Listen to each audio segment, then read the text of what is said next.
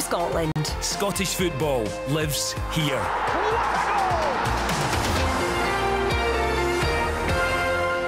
The 2023-24 domestic Scottish football season draws to a climax today. Live on Sportsound, we've got the Scottish Premiership playoff final second leg between Ross County and Raith Rovers. You know, this is why we love the playoffs. We've seen in the past how exciting they can be. Ross County have sensationally come back from the dead to force extra time in this playoff final. Somebody said at the start of the season it's going to come down to 90 minutes in Dingwall. If you win, you go to the Premier League. Would you have taken it? I thought it was a really good professional performance away from home. Managed to get 2 goals up. Corner, the header's in! 2-0! And Ross County have given their survival chances an almighty shot in the arm here in the Kingdom tonight. And then it swings, you know, Raith get a goal. Right hand side's pulled back! Goal! And Sam Stanton brings Raith Rovers back into the tie! It's always given us a lift going into the second tie, because the 2-0 was very, very difficult, but to get the goal is very, very good for us. I'm gonna fight till the goal! And Ross County have a dream start in Dingwall! I'm gonna fight till the brilliant! What a brilliant goal, no surprises, it's Raith Rovers. Got that goal now, we'll go up there and we'll try and win the game. We have to win the game now, we know what we need to do. Advantage, County! Really good away performance. Delighted to get the victory to take, you know, back to Dingwall. It's advantage Ross County, the Premiership side. They'll go into the second leg with a 2-1 lead. However, Rovers are still in the tie. It's a long, hard season that's come down to, you know, Sunday afternoon. I'm gonna fight till the end. Good morning and a very warm welcome indeed for me, Richard Gordon. The season began way back on the 15th of July with those League Cup group ties. It finishes here in Dingwall on Sunday, the 26th of May, with a midday kickoff as Ross County and Raith Rovers do battle for the second time in 72 hours. County, of course, with a narrow advantage from the first encounter in Kirkcaldy. That has not deterred the Raith Rovers fans. They are up here in numbers, absolutely selling out the stand off to our left and part of the main stand, or the stand across from us here in the main stand. Are they travelling in hope, expectation, or just simply to acknowledge the efforts of their favourites over the course of the campaign? It has been a magnificent season for Raith. No one could have imagined they would be in this position. County, of course, a second successive season has seen them finish in 11th spot. As you heard there in the little clips right at the start, my goodness, the drama from last season still hangs in the air. Will it be quite as dramatic over the course of the next few hours, or will it be straightforward enough as either Raith Rovers upset the odds or County do what is required to maintain their place in top flight football? It is going to be an afternoon to remember in one way or another, and of course it will all unfold with us live here on Sportsound on BBC Radio Scotland. We've got full live commentary to come, joined by John Robertson and Stephen Craig, and we'll chat with them. Brian McLaughlin is our man down pitch side as he celebrates his 70th birthday. A very happy returns to Brian, and it's Liam McLeod who is the man on the microphone. Thankfully Brian's microphone isn't live right now. Happy birthday, Brian. Thank you very much, Richard. Yeah, it feels like 70, that's all I'll say. Oh yeah, it looks like it as well, if I'm honest. Liam, team news. How do I follow that? I tell you what, I don't know about you, Richard. I don't know if I can cope with another game like we had a year ago. It was But the good thing is, at least it'll still be daylight when it finishes, as opposed to last year, when we needed candles to find our way out of the stadium. Just about, yeah. It was so dramatic. It was unbelievable. Yeah, look, Rovers have given themselves a little chance with that Sam Stanton goal in the first leg, and they actually finished the game pretty strongly against County, who had roared into that 2-0 lead after the interval. Danda and Baldwin with the goals. Danda from the penalty spot. Windy, rainy conditions here. It was actually beautiful up in the Highlands last night, but it's turned. It's more like it was in Kirkcaldy on Thursday. Don Cowie more than happy with the Ross County performance, so he's named the same 11. Ross Laidlaw on goal, Nightingale, Baldwin and Leake at the back. Brown and Harmon are in the wide areas with Randall and King in the middle, Danda just behind Murray and White for Simon Murray on 21 goals this season. And actually, Murray, Danda and Harman were the 3 goal scorers in the last 20 minutes of the second leg last season before they forced penalties against Partick Thistle. As far as the visitors are concerned, well, and you can understand why Ian Murray's done this. He's made 2 alterations. He's brought Mullen, the former Staggy, and Dylan Easton into the starting 11. Dylan Easton's had precious few starts in recent times, but he's in the starting 11 today. They made such a big impact when they came off the bench the other night. Connolly and Hamilton drop out, so Dabrowski in goal, Matthews, Corr, Murray and Dick. It's Brown and Byrne with Mullen, Stanton and Easton behind Lewis Vaughan, who returns to probably the role he'd rather be performing in, right through the middle. He was wide the other night to accommodate Jack Hamilton. The benches for the 2 sides for County: Wickens, Allardyce, Sims, Laturi, Henderson, Kella, Ifeti, Brophy and Reid. And for Rovers it's McNeil, the other James Brown, 2 James Browns in the matchday squads today. It's the Rovers one on the bench, Smith, Hamilton, Connolly, McGill, Rudd and Watson.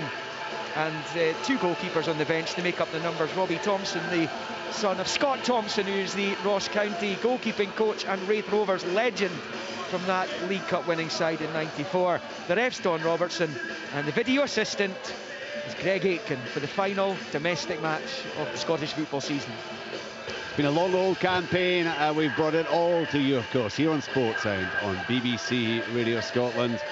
One more time, will it be as dramatic as last year, or will it be just a little bit easier on the nerves? Whatever happens, it is, as ever, going to be every kick of the ball throughout the course of the afternoon. Stephen Craigan was with us on Thursday night when, for the most part, Ross County looked to be in command. No real surprise at the changes Raith Rovers have made, Stephen?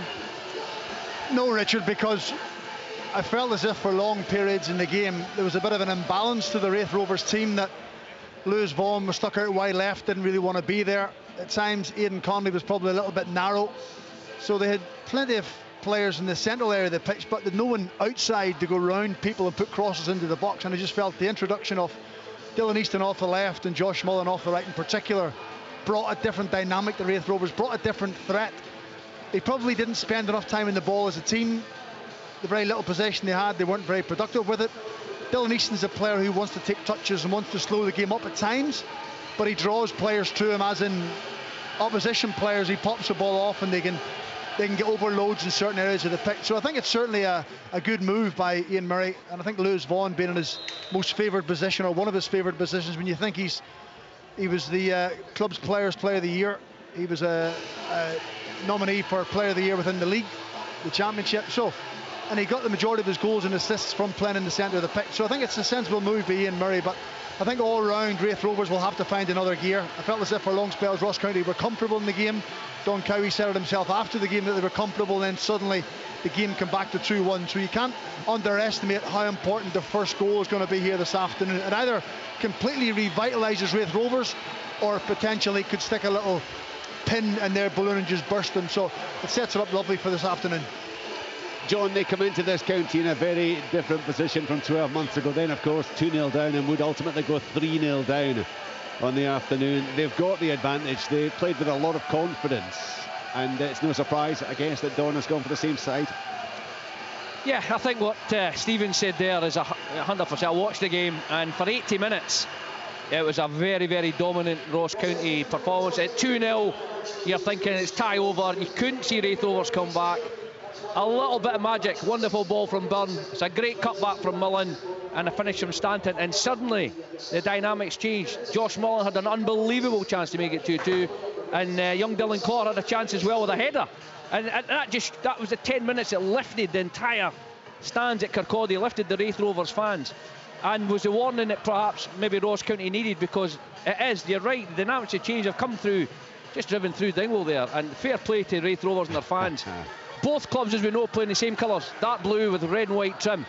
Raith know they're playing in their yellow strip today, and they have handed out thousands of t-shirts, and it's bedecked with the yellow army, and what a spectacle that must be to lift the Raith Rovers players come out, that 2,200 fans have travelled here to support them. They still believe it, and that goal has given them a huge lift.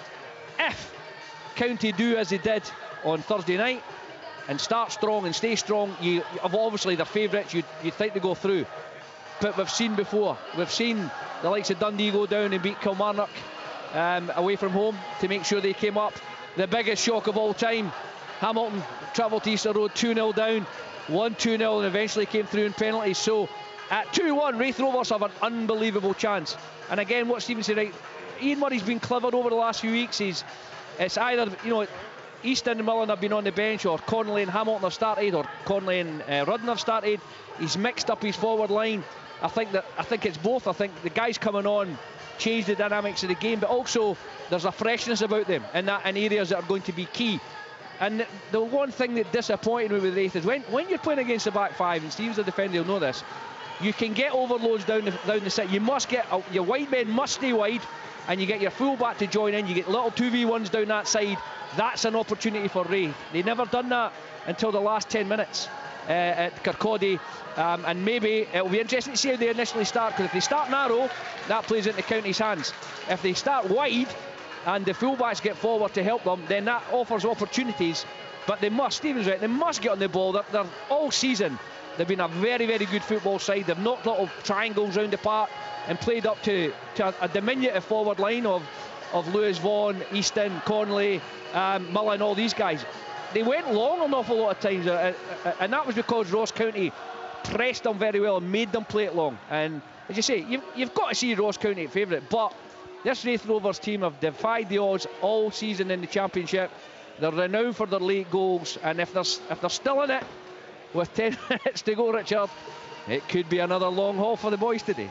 It's amazing, actually, John, talking about the history of the playoffs there. I think back to that very first game. Remember leaving New Douglas Park with Hibernian 2-0 up, and you're thinking, the playoffs aren't going to be up to much, are they? My goodness, what has it been like over the past decade or so? Some really memorable playoff finals. Just that 1 year that it wasn't played because of COVID in 2020. The other years, of course, we've had this playoff final to round things off.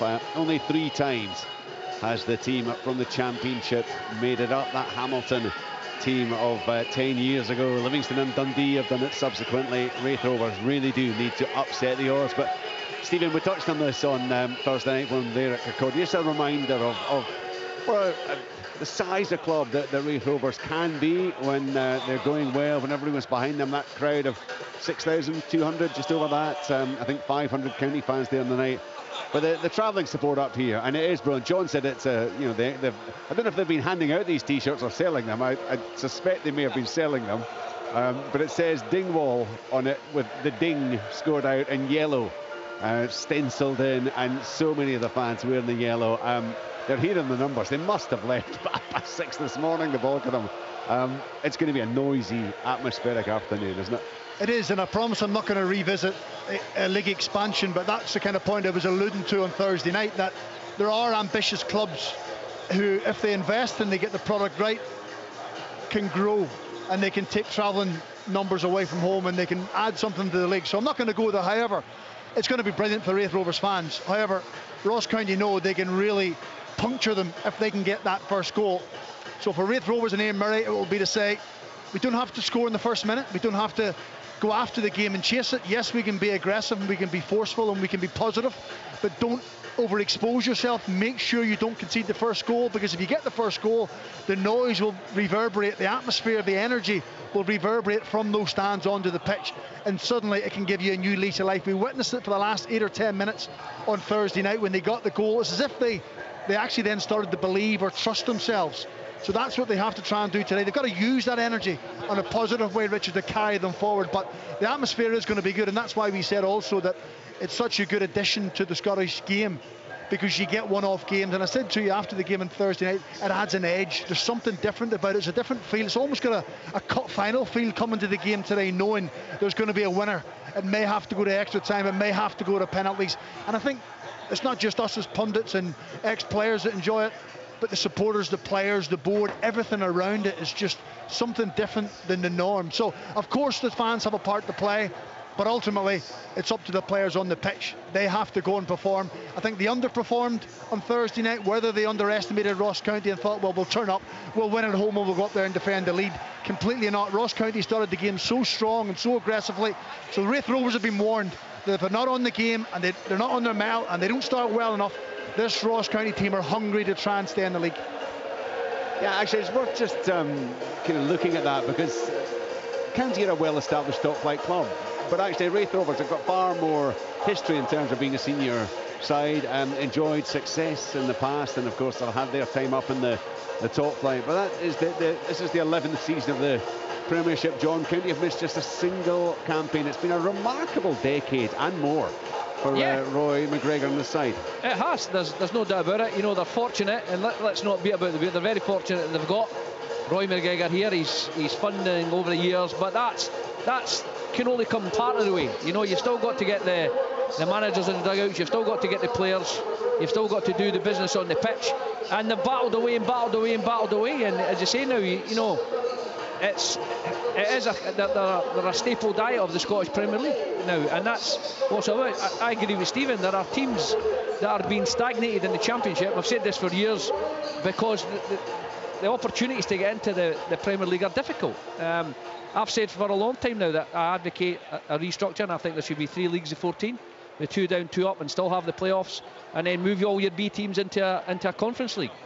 Promote everybody, you know, promote everybody up a league, and make it easier for teams to get forward, because they saw I witnessed last year ahead of the cup final. I went and done a opposition analysis on Falkirk ahead of the cup final. They played Dunfermline at East End Park, 11,500 at the game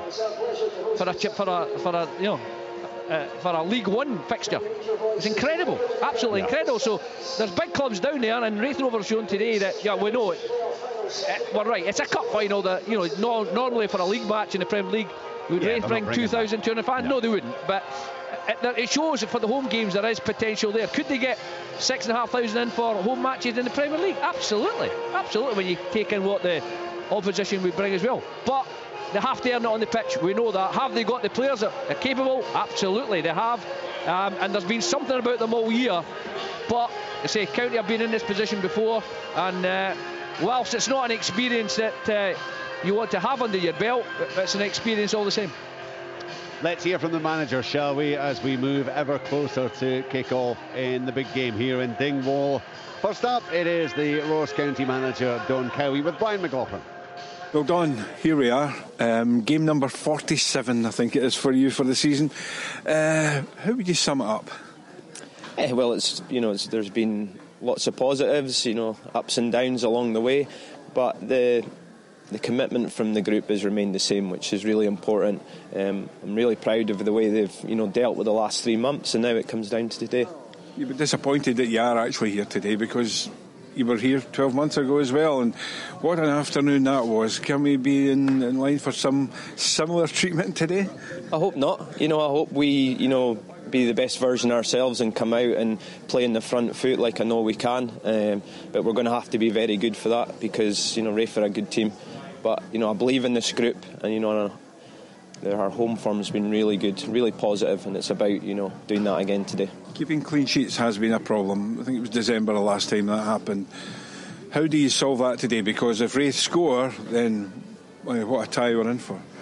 Yeah, it's a hard one to say, to solve it. It's concentration levels. It's making sure that there's no mistakes, because I've watched this team, like I say, over the last 3 months, and I've been really happy the way we've looked defensively, and then just one moment switch off and you get punished. And it's making sure that we stay concentrated.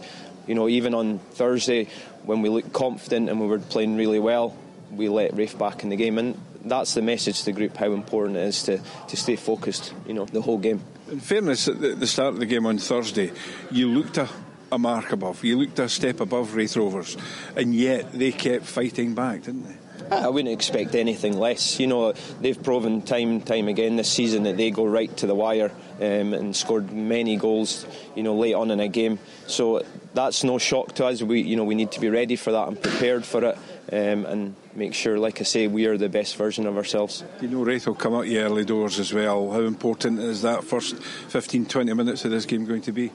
Just like it was on Thursday, and I told the group, in terms of being at Raith, big crowd, we had to start well, and we did ever so well in terms of keeping them quiet and just getting a foothold in the game. We need to do the same again today. There's always pressure though as manager, and being in front, being at home, does that bring in its own pressures as well? Well, it's a pressure we want to have, because we've earned the right to be in front. I'd definitely rather be in this position than coming on the back of Thursday, a goal behind. So you've got to embrace that pressure. It's a big game, we know that. We know what's at stake, but we're ready. Finally, it's your final game as caretaker manager. How do you feel it's going? I've really enjoyed it. Like I say, there's been really highs and some lows, but that's part of management. I was fully aware of that coming into this role, but I felt before it that I was ready to be a manager, and the last 3 months has only strengthened that belief that I have. So, words after this game with the chairman, Roy McGregor? Yeah, I'm sure we'll have a conversation, but we'll deal with that after the game. Yeah, he's fully focused on the matter in hand, but John Robertson, has he done enough over the course of the match, surely? I'm pretty sure that conversation's already been had, Richard. I think Don Cowie will be the Ross County manager next year. He's a bright young man, he speaks well, he's had a very good home record here, which is vital for a team in this position. And I don't think there's any doubts that he's earned the opportunity with results on the pitch, and that he will be named the Ross County manager. It's going to be a massive 90 minutes, potentially 120 minutes, potentially penalties as we had last season and we have had in the past in the playoffs. One last test for Don Cowie this season. One last test too, of course, for Ian Murray. What a campaign he and his Raith Rovers team have enjoyed, and he too has been chatting with Brian. Well, Ian, here we are, the final game of the season eventually. Tell us how the last 24 hours have been anyway, because you came up here last night, you were spread I think all over Inverness between the squad and the backroom team. They seem relaxed though, just the players coming out. Yeah, very relaxed. We're pretty lively in that changing room. I think they believe in themselves, which is fantastic to see as a manager. I believe in them, that's for sure. Supporters have turned out and they believe in them, so we go into the game with full trust within each other, full belief within each other. But we know it's going to be difficult. We saw that on Thursday evening, how well Ross County played in the game, but this is perfect for us. The pitch is lovely, big back and ready to go. You're only one down though, and it's only half time in the tie. Is all the pressure still on Ross County though, given the fact that they do have that 1-0 lead?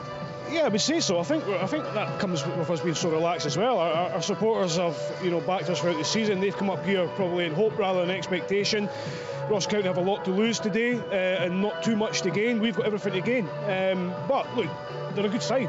They deserve to be in the Premier League because they've been there for the last few years and they've worked incredibly hard to be there. They want to keep that going. But we, as I said at the start of the interview, we have a full belief, we really do. And I think when the boys come out for the game, they see all the supporters behind the goal and on the side of the picture, then it'll become even more apparent. It was interesting just driving into the town this morning. All you could see was yellow shirts of Raith Rovers. Yeah, I mean the shot's just been packed out the last couple of days. Good commercial, eh? Absolutely. I think probably paid for a hotel last night. But yeah, look, it's just another little thing the club have decided to do, and the supporters have taken to it. I think it shows the togetherness within the community in Kirkcaldy at the moment, the way that the club's been built over the last 12-18 months. So yeah, it's all systems go. So how did you relax last night? Can't tell you that, Brian.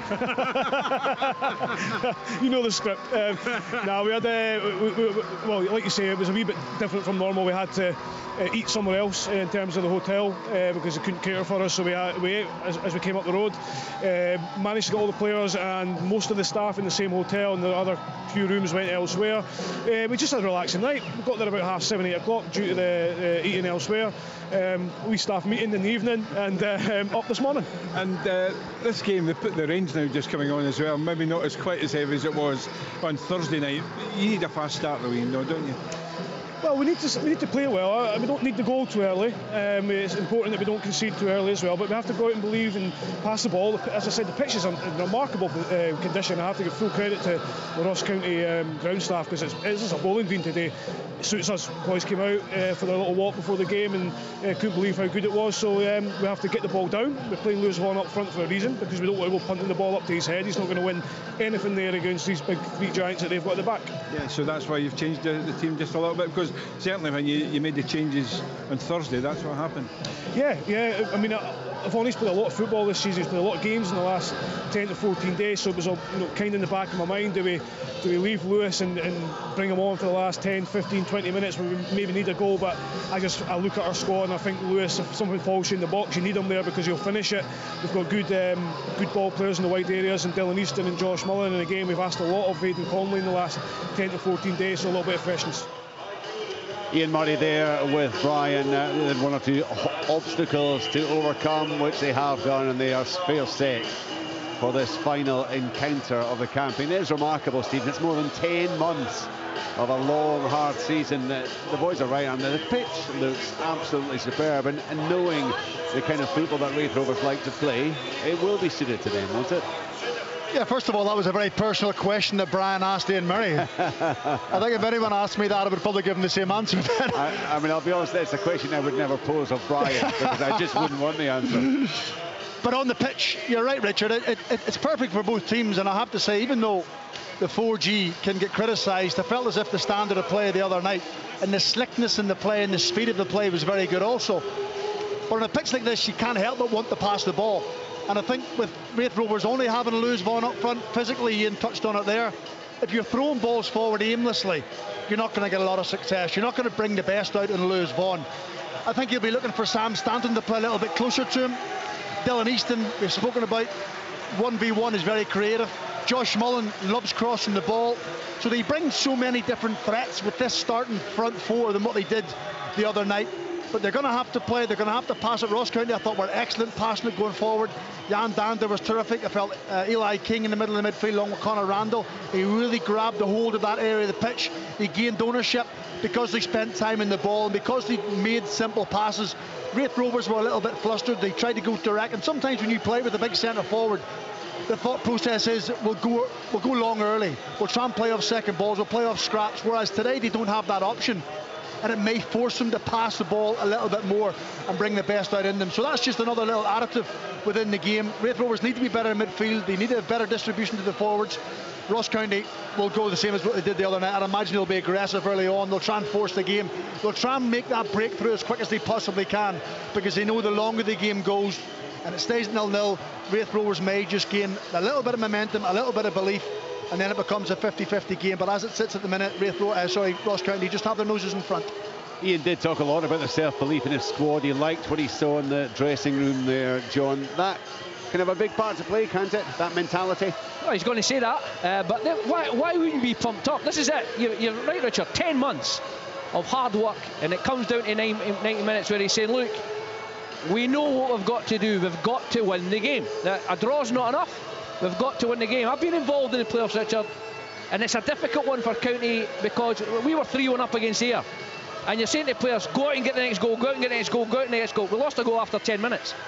And then suddenly it's 3-2 in aggregate. You don't know what do you stick or twist. We scored with 10 minutes to go to draw 1-1. We went through.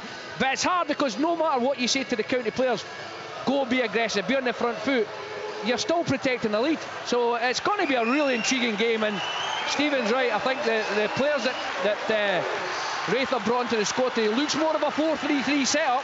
And if they get their wide men to stay wide, get their full-backs bombing forward, they can cause problems. But if County play how they played for 80 minutes, then you'd expect them to go through. In a few hours' time, we will know whether County will be remaining in the top flight for an 11th season out of 12 in the Premiership, or whether Raith Rovers will gain promotion to the top flight for the first time since 1997. The handshake's taking place down below us. The rain still swirling around Victoria Park in Dingwall. One last time for the domestic season of 2023-24. Live here on Sports Sound. It is the Premiership Playoff Final, second leg. Ross County against Raith Rovers with Stephen Craigan, John Robertson and Liam McLeod. Richard, thank you very much. The conditions are awful.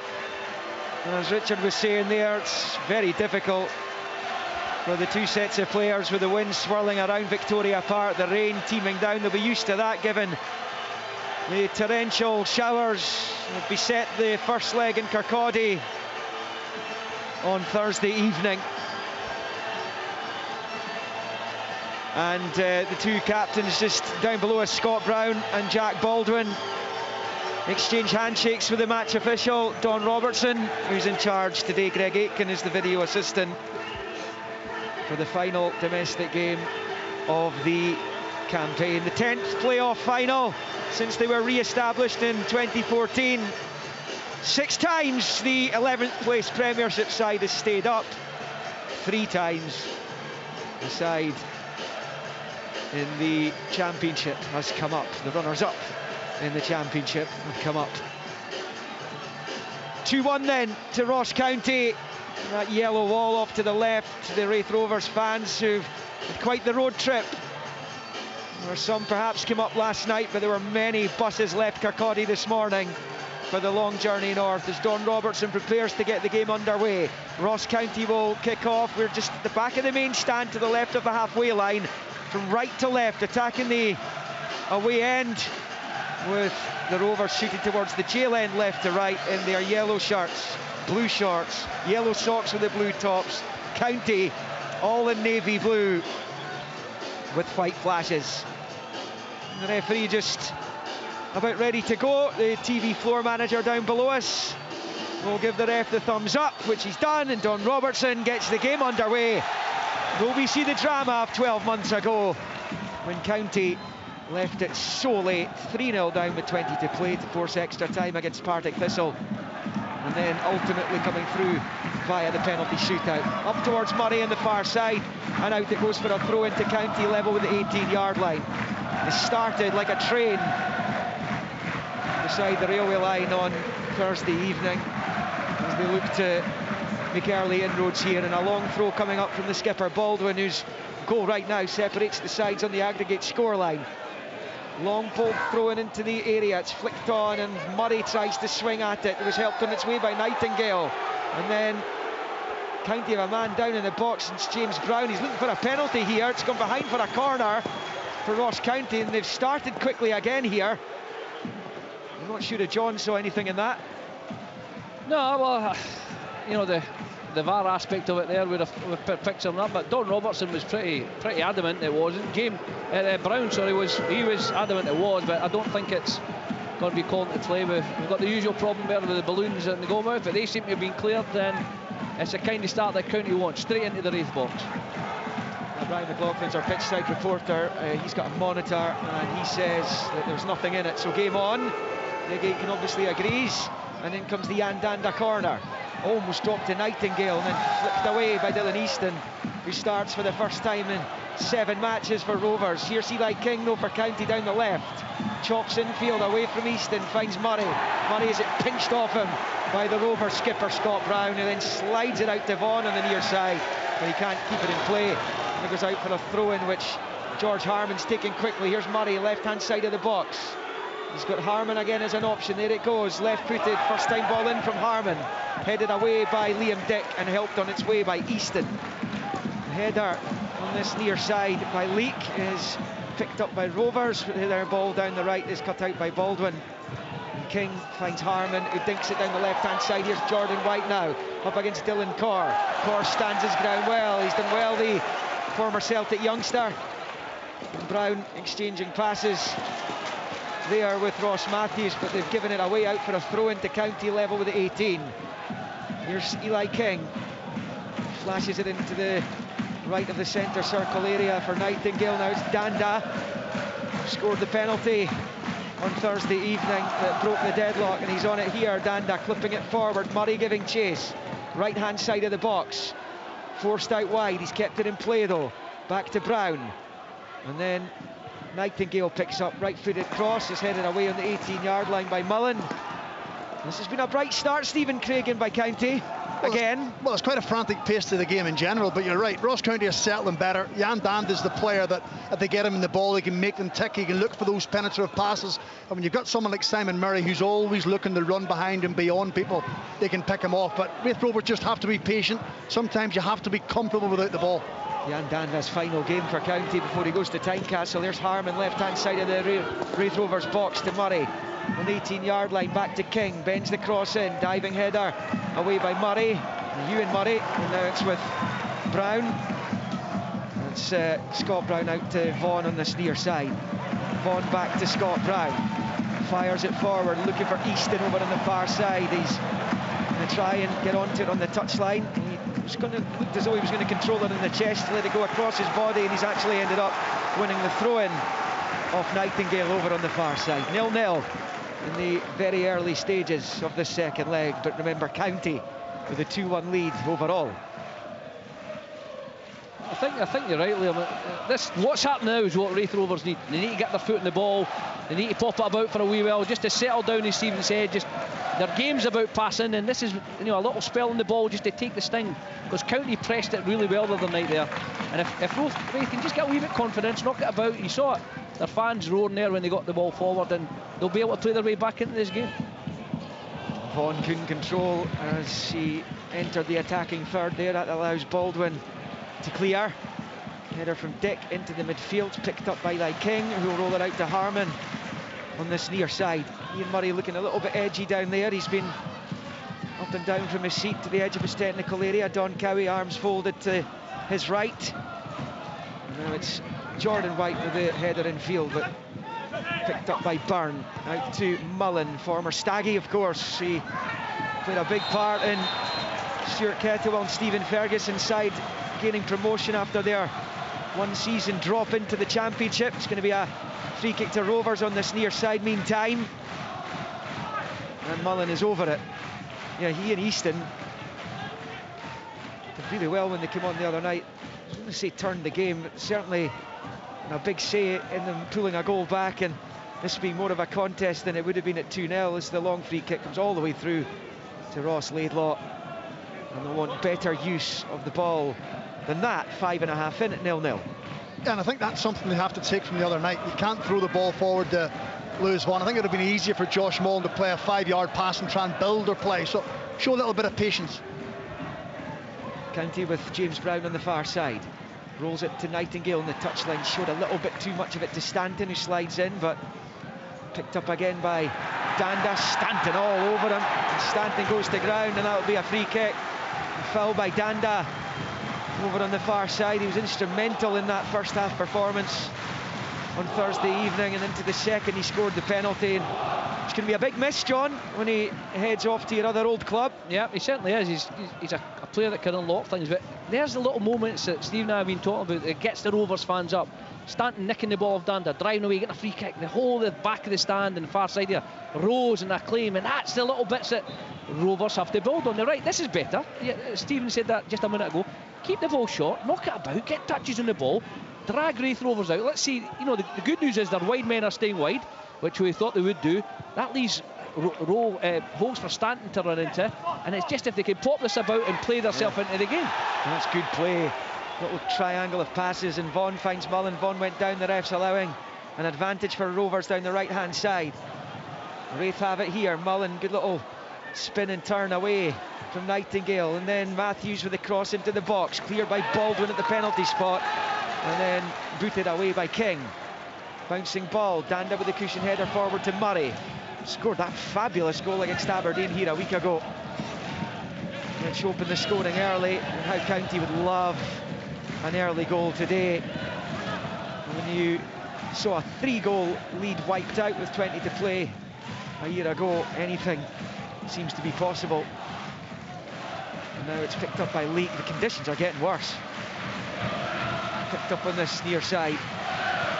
Chip ball by Leake into the midfield. It's controlled by White. He goes back to Connor Randall, who rolls it out to that far side for Danda. Low ball, side-footed infield to Murray. Now they're into the final third. It's James Brown back to Danda, whips it into the central area. Straight to Brown though. And then Stanton rides the challenge of Randall and rolls it forward right of the circle here for Mullen. Mullen then side-foots it out, White left. A good positive build-up here by Rovers. It's Liam Dick into the box. Vaughan back to Dick. Side-foot effort at goal. It's a comfortable take by Laidlaw. They've put together some terrific passing moves just in the last couple of minutes, just after John had been saying that's what they needed to do to feel themselves into the game. I think the players feel more comfortable, whether it's a formation, whether it's a system, I don't know, but they seem more settled with how they're playing. Sam Stanton's had more of an impact in the opening 10 minutes than he had in the full 90 minutes the other night, out with his goal. Scott Brown's made some simple passes and they've made some tackles that they didn't make the other night. So they've started the game much better, which has given them belief and confidence. First time ball, Murray out wide left for Harman. Side foot in there to Murray again, the county top scorer. Right-footed, spreads the play out to the right-hand side for James Brown. Gets the ball into the box. Murray, not the best at touches, but it does break to Jordan White. Couldn't quite work it back to Randall at the edge of the box. That allows Raith to clear. Comes all the way through to Leak, and he goes back to Laidlaw. John, I saw you scoffing at my suggestion the weather was getting worse. You obviously, Liam, the players love these conditions. Players love these conditions. There's a little swirly wind, but nothing much to talk about. It's drizzling with rain. It's great. The pitch is slick. Bizarrely, these are the conditions players love, because you can zip it about, you knock it about. There's nothing worse than sometimes it's a blazing hot day and a dryish pitch. Both teams like to pass it, especially the Rovers, and this will do. What the Rovers need to do now is get the ball at the corner flag, win a couple of corners, get the crowd lifted, because Ross County are a quiet support. It's not like they'll get behind the team if they get a goal, but they're nervous. The fans will be a wee bit nervous, thinking, just get this goal. This is where the little things off the pitch can help you. Just draw a free kick in the opposition half and throw the ball in the box. Knock the ball at the corner flag, knock it off somebody, get a throw in that area, or a corner. It just builds and builds momentum, because there's no doubt after a very, very nervous opening 5 minutes that Raith Rovers have passed their way back into this football game. Just ticked into the 10th minute mark. There will be a throw in on this near side for Raith. Ian Murray just having a word with Ross Matthews, the club captain. Scott Brown with the armband is the team captain, and the Raith ranks. Matthews bowls the throw in forward to Vaughan, midway inside the county half, but it bounces off him and then cleared on this near side by Harman. Diving header by Ewan Murray, and then the loose ball picked up by Byrne. An important role to play, Sean Byrne, in the midfield for the visitors today. It's the switch from Easton, left right of the circle for Scott Brown, out to this near side for Mullen. Moves it infield to Matthews, back to Scott Brown. Here is Byrne for Ewan Murray, out to Dick. First time ball back onto the halfway line for Ewan Murray.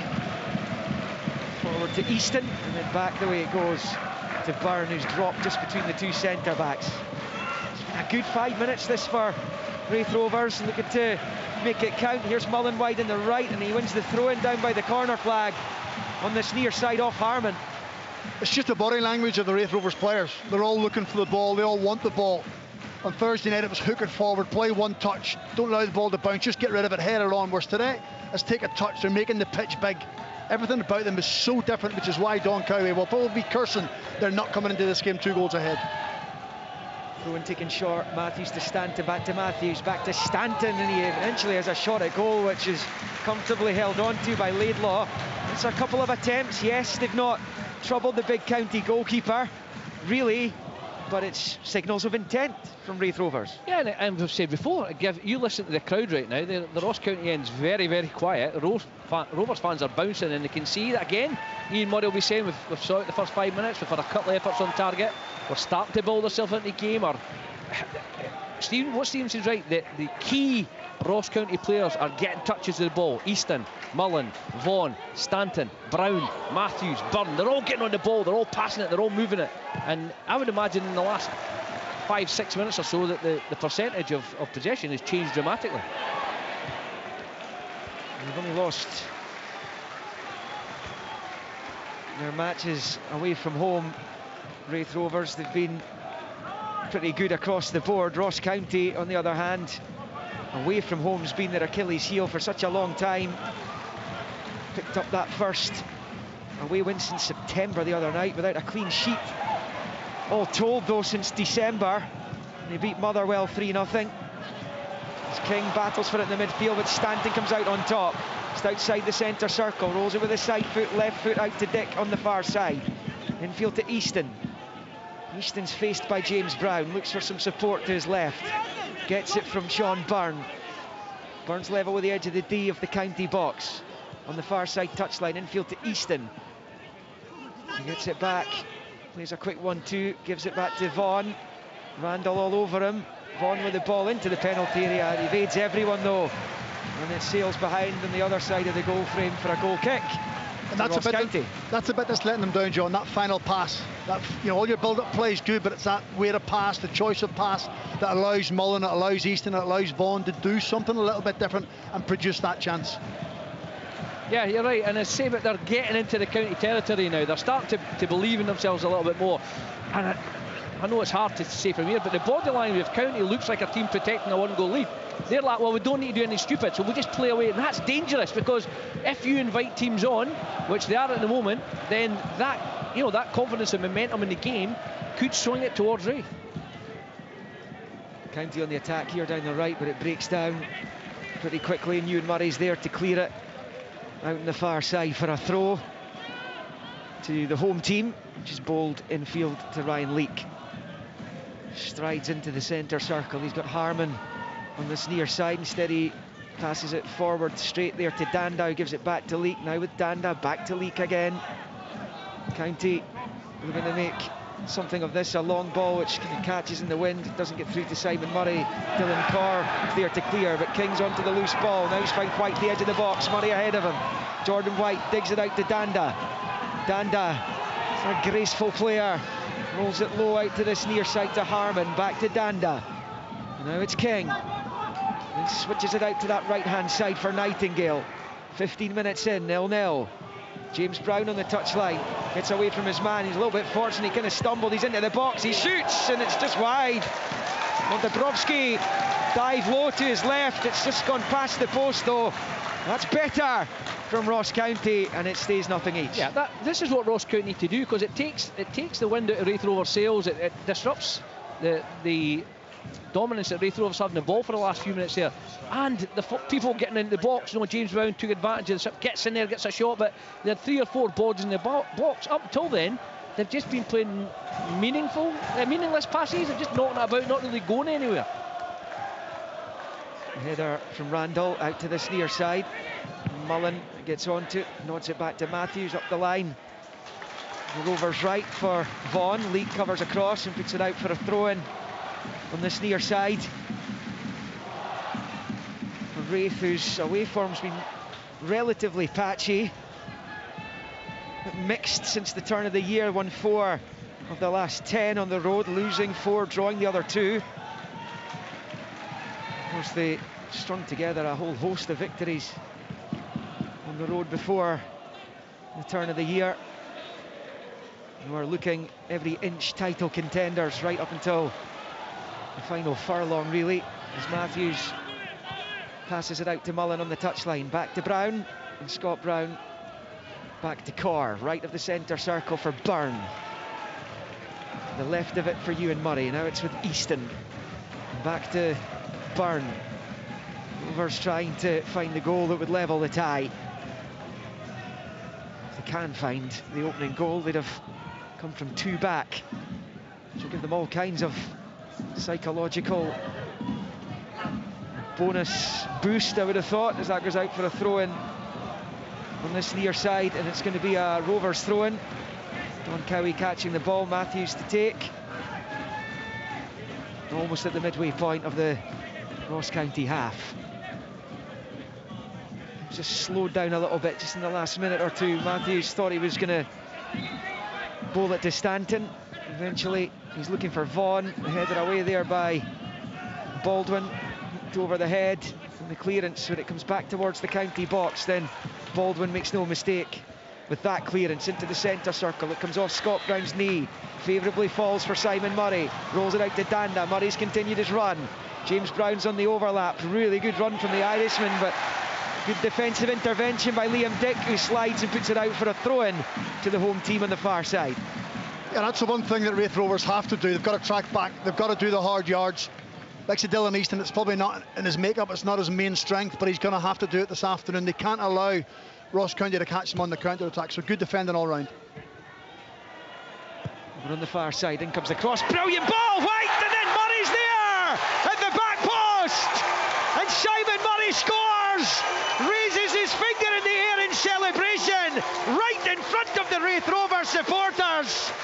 And Ross County have opened up a 2-goal lead again in the playoff final.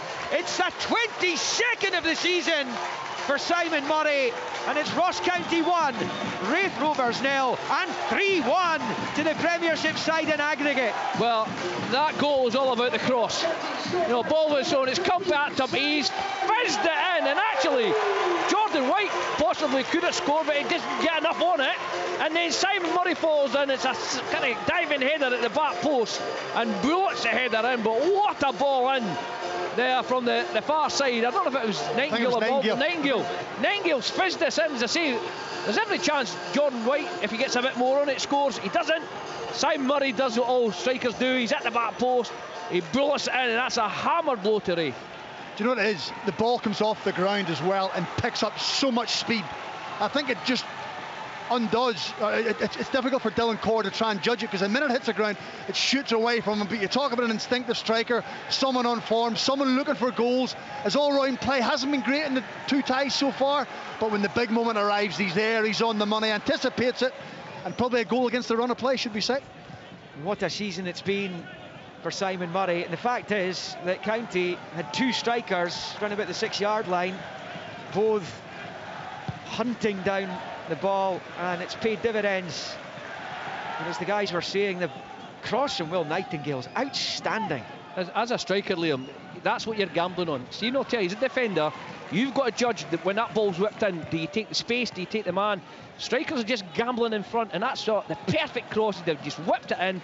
The strikers are on the move. As I say, both of them could have scored. It's Murray that gets it, but that's the advantage of an early cross. Here come Raith Rovers, find themselves 2 behind again. It's on the far side, Easton, good skill, little shimmy, pulls it back to the edge of the box for Scott Brown, to Dick, fires another really good ball across, and that's an excellent block by Nightingale. He's thrown himself at it and he's put it behind for the corner. Could have been so much worse for County there though. Well, it's a good response from Raith Rovers. Tells you all about their mentality, all about the resilience and the character, all the words you speak about, they're going to have to show every single one of them. Raith corner, over on the far side. In swinger from Burns, headed away by Baldwin. Bouncing ball, which is cleared by Eli King. Simon Murray giving chase. And it will go out for a throw-in on this near side. It's a Raith ball. Murray claims it's his. And it's going to be a throw into Raith Rovers. I think the visitors kind of felt there was a foul by Simon Murray there as well. It could have been, but I think the referee and the linesman's called it well. It's a coming together, but that's what Murray gives you. He's selfless. You know, he runs and runs and runs and runs and runs, and he keeps the defenders on their toes. Plus, he's got that goal-scoring instinct. But listen, not a great deal has changed for Raith Rovers. They know they've got to win the game. Okay, they're 1-0 down on the day, but still, can they come back 1-2-1? Possibly. So mentally wise, it's important that they don't just chase forward, charge forward. Just stay in the game, and you know, if they get an equaliser, it's game on again. That goal coming on 19 minutes, and exactly what Don Cowie wanted. Here's Matthews, rolls it into Mullen. On this near side, he's under pressure from White. He goes down, he goes out for a throw-in on this near side to County. But it is that Don Cowie approached the stadium this morning. He would have been dearly hoping his side would get the first goal in this and just take all the stress and sting away from it. Well, he said after the game the other night he was enjoying his team playing, he was enjoying watching them, and then they conceded a goal. I can tell you he wasn't enjoying the first 19 minutes because his team hadn't made really any inroads in the Raith Rovers goal. Their passing wasn't good, their aggression. Raith Rovers were dominating the ball, so he'll certainly be enjoying it a little bit better now, Liam, put it that way. Yeah, because he would have been frustrated to have shipped the goal on Thursday evening that made a narrower scoreline on aggregate. So that Stanton goal effectively wiped out by that latest strike from Simon Murray. And Sean Byrne picks up on this near side. Plenty time for Raith Rovers. It's a team that's been full of goals all season. As Carr plays it behind Ewan Murray and rolls it out to the left for Dick. Ian Murray would absolutely love it. His team could still be within striking distance into the second half when they're shooting towards the goal where the Rovers fans are housed. The academy end. It's a long ball from Carr, which is way too powerful for Lewis Vaughan to be able to do anything with it, and it goes behind for a goal kick. Yeah, that's what Ian Murray won't want. As I say, don't force it. Just play your natural game. Get it into Byrne, get it into Matthews, get it into Brown, into Stanton, and knock it about. Play yourself back in there. We spoke about how important the first goal is, and it is. There's absolutely no doubt about it. That gives Ross County, settles him down a wee bit. Next one is it. Next one is the defining goal. County get it, ties all but over. Raith Rovers get it. We've said they're right back in the game. So if I was Ian Murray down, I'd be getting the message on. Keep the ball, pass the ball, stay in the game, stay in the game. If we're one behind, we're one behind. We can still win the match. Don't worry about the aggregate score. Just win the match. Here's Ryan Leake for County, stepping into the Raith half. Shifts it to King, and then it's rolled back to Baldwin. Baldwin checks away from Vaughan, rolls it out to this near side, and Leake's clearance is charged down by Mullen. Baldwin's going to get there before Mullen was able to run onto it. He would have been driving in towards the penalty area, and he managed to do so. There's Stanton, right-hand side of the box. Passes it back to Byrne. Byrne then out to the touchline for Mullen, looking across. We know he's got the quality. It comes off Baldwin, it spins behind for a Raith Rovers corner on this near side. Well, they don't really want to be giving Raith Rovers any encouragement, but I have to say Ryan Leake has been really sloppy from the start of the game. His choice of passes, weight of pass, too many touches, getting closed down. He's the weakness for me in that back three at this moment in time, and Raith are trying to exploit him. County have got to face this Mullen corner, outswinger with the right foot from this near side. It's a header at goal, which Laidlaw holds on to. Well, it's a decent delivery. County didn't defend it particularly well. It was a looping header at goal. Was it Liam Dick got the final? I think it was, you know. See, he's underneath it. See if he misses it.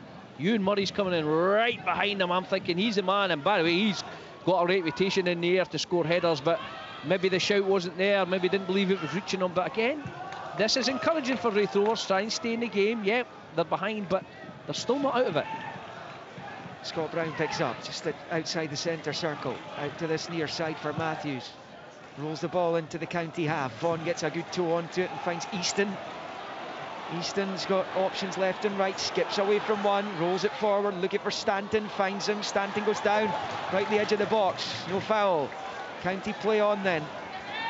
It's Randall to King, and King knocks it out to the right for Nightingale. Up the line for James Brown.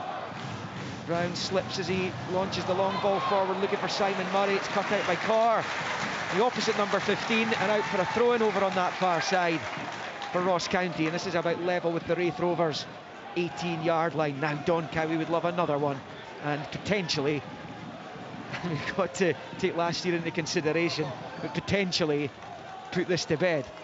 Well, I think it might possibly suit Ross County whenever Raith Rovers overcommit, because they've got Eli King and Conor Randall down to they're good in the ball. So if they overcommit and they break, there's enough room for them to go and make passes. Baldwin swings the cross into the box, it bounces over to the other side of it, and this near side with Yandanda on his right foot, digs the cross out. It's a good one towards the back post, but there was nobody attacking the 6-yard box from the right-hand side until it was too late. It sails over James Brown's head and behind for the goal kick. County of Eli King down. We've played 27 minutes.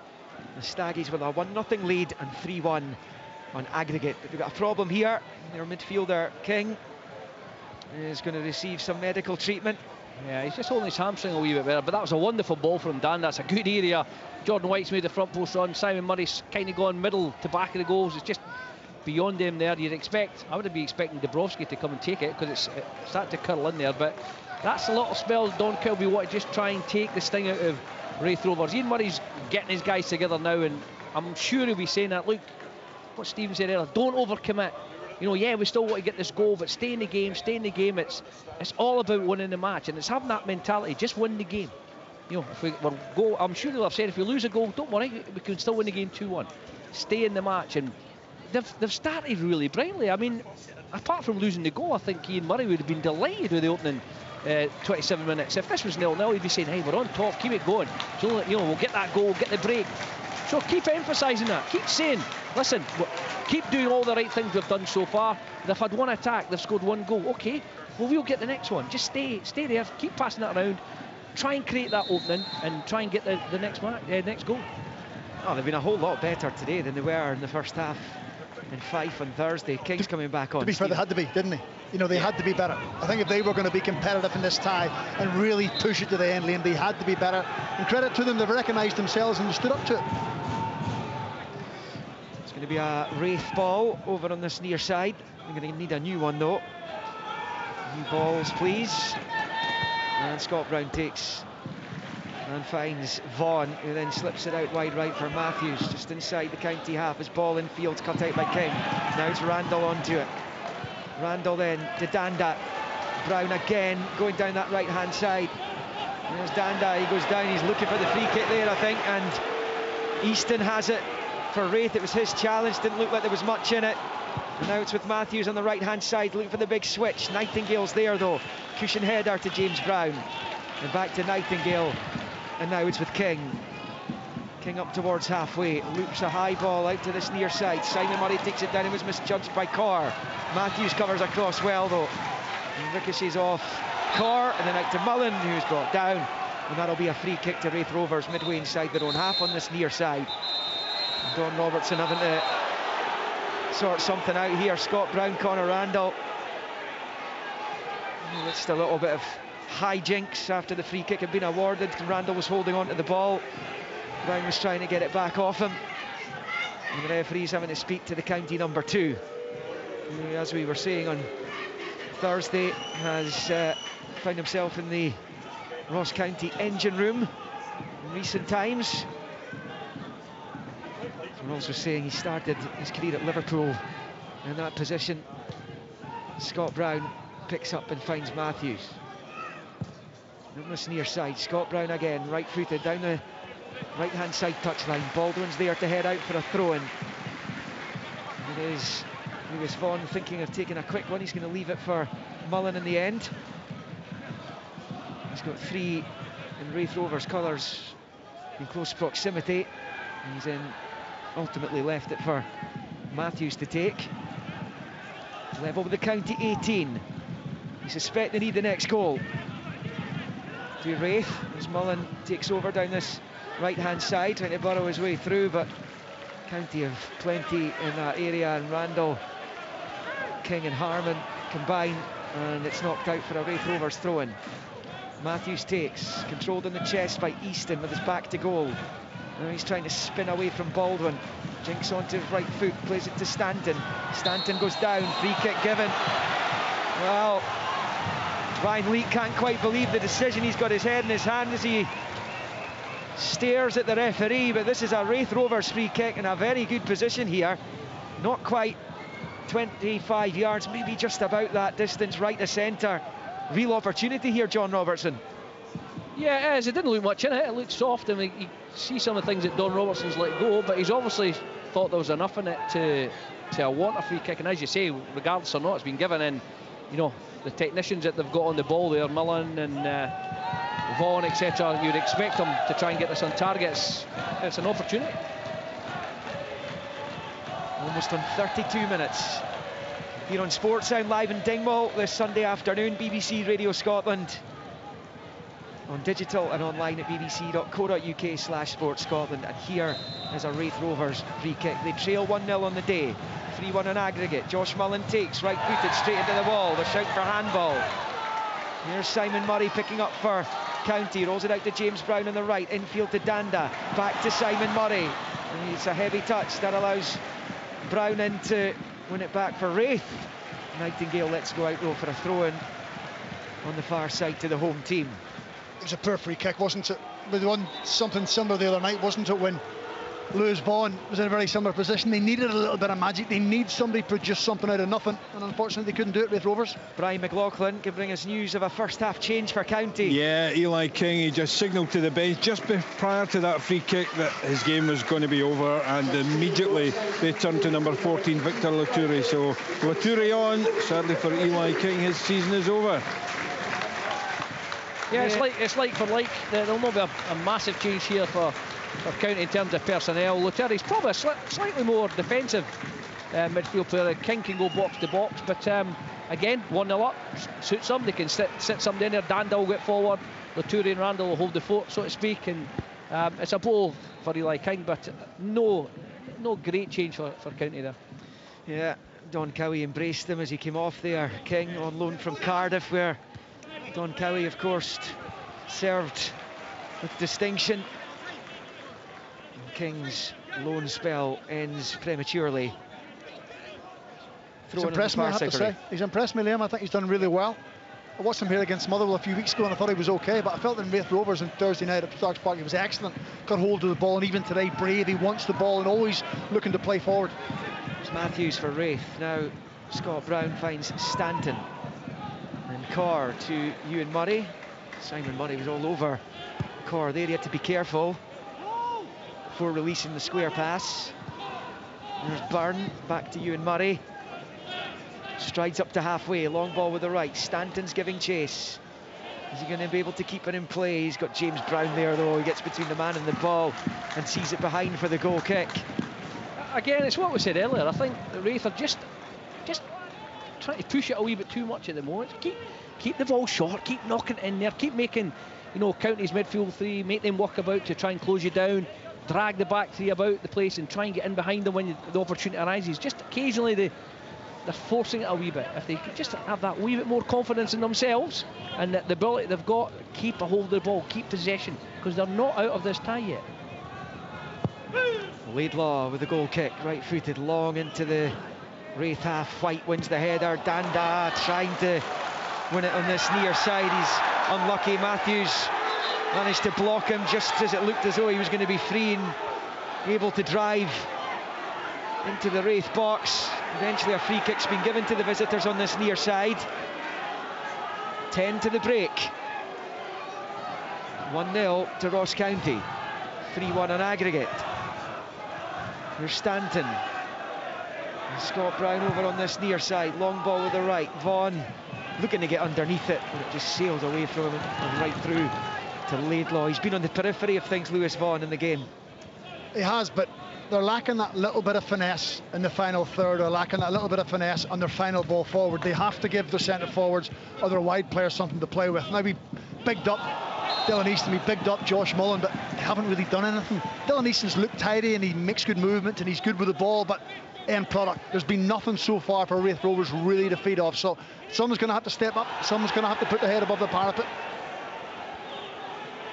Raith on the ball. And it's a square pass from Ewan Murray to Carr, looks up right-footed, and ball down the right touchline is blocked by Harmon's head. Bouncing ball in the midfield. Danda gets a little toe onto it and finds Laturi, back to Baldwin, and then all the way back to his goalkeeper. Ross Laidlaw clears with the right foot, hangs in the wind, drops down inside the centre circle. Jordan White's onto it, back towards Nightingale, but Raith win it back, a combination of Stanton and Easton. Now it's with Byrne in the midfield. Rolls it onto the halfway line on the left for Stanton. Side foot ball forward to Vaughan. First time to Stanton, first time back to Vaughan. Infield to Easton. And Dylan Easton on the outside of the boot finds Scott Brown. Back to Easton, back to Brown. Back into the centre circle for Byrne. County with just about everyone behind the ball here. Scott Brown forward to Easton, who was caught by Randall. Free kick Rovers. And Easton's felt the full force of that. He's stayed down for now, and he's going to be okay though. But that is a pretty clumsy looking challenge from Conor Randall. Yeah, it's a niggly one, it's a silly one. He's not going anywhere. And this is what Steve and I are saying, is that Raith Rovers will play pretty football in front of you. But they need Lewis Vaughan to stay against the central defender and not make too many, just little darting runs here and there. They must get down the sides. They must get 2v1s. Matthews and Mullen on the right, Dick and Easton on the left. But they're not really doing that because Vaughan will not run in behind either. So you have to be brave and play through each other. Here comes Byrne's free kick. Almost dropped on the penalty spot for a Raith player. It was Ewan Murray. It comes off a County boot and behind for the corner. It was dropped into a dangerous area, that free kick from Sean Byrne. And it is a corner only as they look to level the match. Go to within one again on the aggregate scoreline. Short corner to Easton from Mullen. Easton has it left hand side of the County box. It's the byline, pulls it across. What a chance it was, and County get away with it. Dylan Carr stuck out a foot. Really important defensive intervention there as well though. It's Ryan Leake who was the player who probably has prevented Rovers from equalising. Into the box it comes again, deflected cross ball headed away by Baldwin. Back into the box it comes, and across comes Jordan White to head it out for a throw-in on this near side. It stays County 1, Raith 0, and 3-1 in aggregate. But that was a chance for the visitors to level on the day. That's why Dylan Easton's in the team. But doing it once every 45 minutes isn't enough. He's got to be asking for the ball all the time, sicking him with the ball. He's the one player that's got a little bit of magic in the boots, that change of pace. It then means the forwards, the midfield players, the defenders can gamble when he's on the ball. It is Easton again into the penalty area for Vaughan, back across the keeper, and Laidlaw gets a touch. Really good save. That might well have been aiming for the bottom left corner otherwise. It's just as we said, now the little passes. Easton in the box, 1-on-1, creates a great chance. Unbelievable block from Leake. A little dart and run from Lewis Vaughan off the centre half. Great strike across goal, brilliant save. That's what Rovers need to do. They need to be really, really brave. Stephen Adler said, really brave in the last third. Try that little pass, try that little run. Just get yourself isolated 1v1. Comes Mullins' corner, it's deep to the back post, headed back the way, and then a foul and a barge by Stanton. And that will be a free kick to Ross County inside their own box. And George Harman just telling a couple of his teammates to calm down there as he makes his way out of the box. But that's a good little spell for Raith Rovers, and Dylan Easton at the heart of both of those opportunities. But that's the way forward. We've said from day one, they're a really good, pretty side play, really good football, short, sharp, incisive, little triangles play through people. But in the last third, they've not got anybody. They've not got Millen and Easton 1v1. They've not got Vaughan 1v1. Suddenly, twice in a minute, Easton gets free 1v1. Great ball, great block. Then Easton plays that little side roll pass through for Vaughan to dart off the centre half. Great strop, great save. And that's what they have to continue to do. They continue to be brave and make sure that they play these little passes in and around the box. Do you know what they're doing, Liam? They're playing closer together. See, rather than playing one on one touchline, one on the other touchline, centre forward isolated, when they come and play together as a trio or as a duo, it's much easier to link up and get those passes. Lewis Vaughan's just become embroiled with a couple of Ross County players on the far side. He's got the arms out. That's the one, Liam, that Stephen knows all about this over the years. The forwards hate. You're trying desperately to keep the ball in play. You're doing everything you can to keep the ball, and the defender's not interested in the ball. He's just, keeping you off the ball, keeping you off the ball. He's making no attempt to play it, and the referees never give you a free kick. It's incredible. Yeah. Well, it certainly got the Rovers fans up. They enjoyed that. In the final 5, in fact, final 4 minutes now, the first half, Ian Murray's just leapt out of his dugout here in front of us. Literally down onto the ground, not happy with something, desperate to see his side level the match at least and go to within 1 again on the aggregate scoreline before half-time. But Lewis Vaughan there, Stephen, he's done all he can. He's done his bit. He's had that shot, looking for the bottom left corner, and it's fingertips from Laidlaw. But if they're going to get back in the game, Lewis Vaughan needs more touches of the ball. Dylan Easton needs more touches of the ball. It can't just be sporadically every now and again, Liam. They really have to have an influence. It's got to be a sustained influence rather than drifting in and out of the game. And without being critical, maybe that's why they're at championship level, because they can't sustain it when they step up a level against the bigger teams, the stronger players. I don't know. I'm just trying to work out why that calibre of player, Lewis Vaughan obviously with injury, but Dylan Easton with his individual quality is better than championship at his best on a regular basis. Oh, we know he can do it in the lower leagues. Saw those assists for Airdrieonians before he arrived at Raith. He said he hasn't started any of their last 7. He's come in today, made an impact from the bench on Thursday. His team trailing 1-0 here in Dingwall. Here's Danda to Harman on the underlap there, down towards the byline. There's county attack, in comes the cross. It's good play, Easton controls in the area. And he knew what was going on around him. And he's able to pass it out and gets back onto it in the left and finds Stanton in the centre circle to the right for Matthews. Now with Byrne, right-footed side football to Scott Brown across his halfway. Can Raith score before the interval?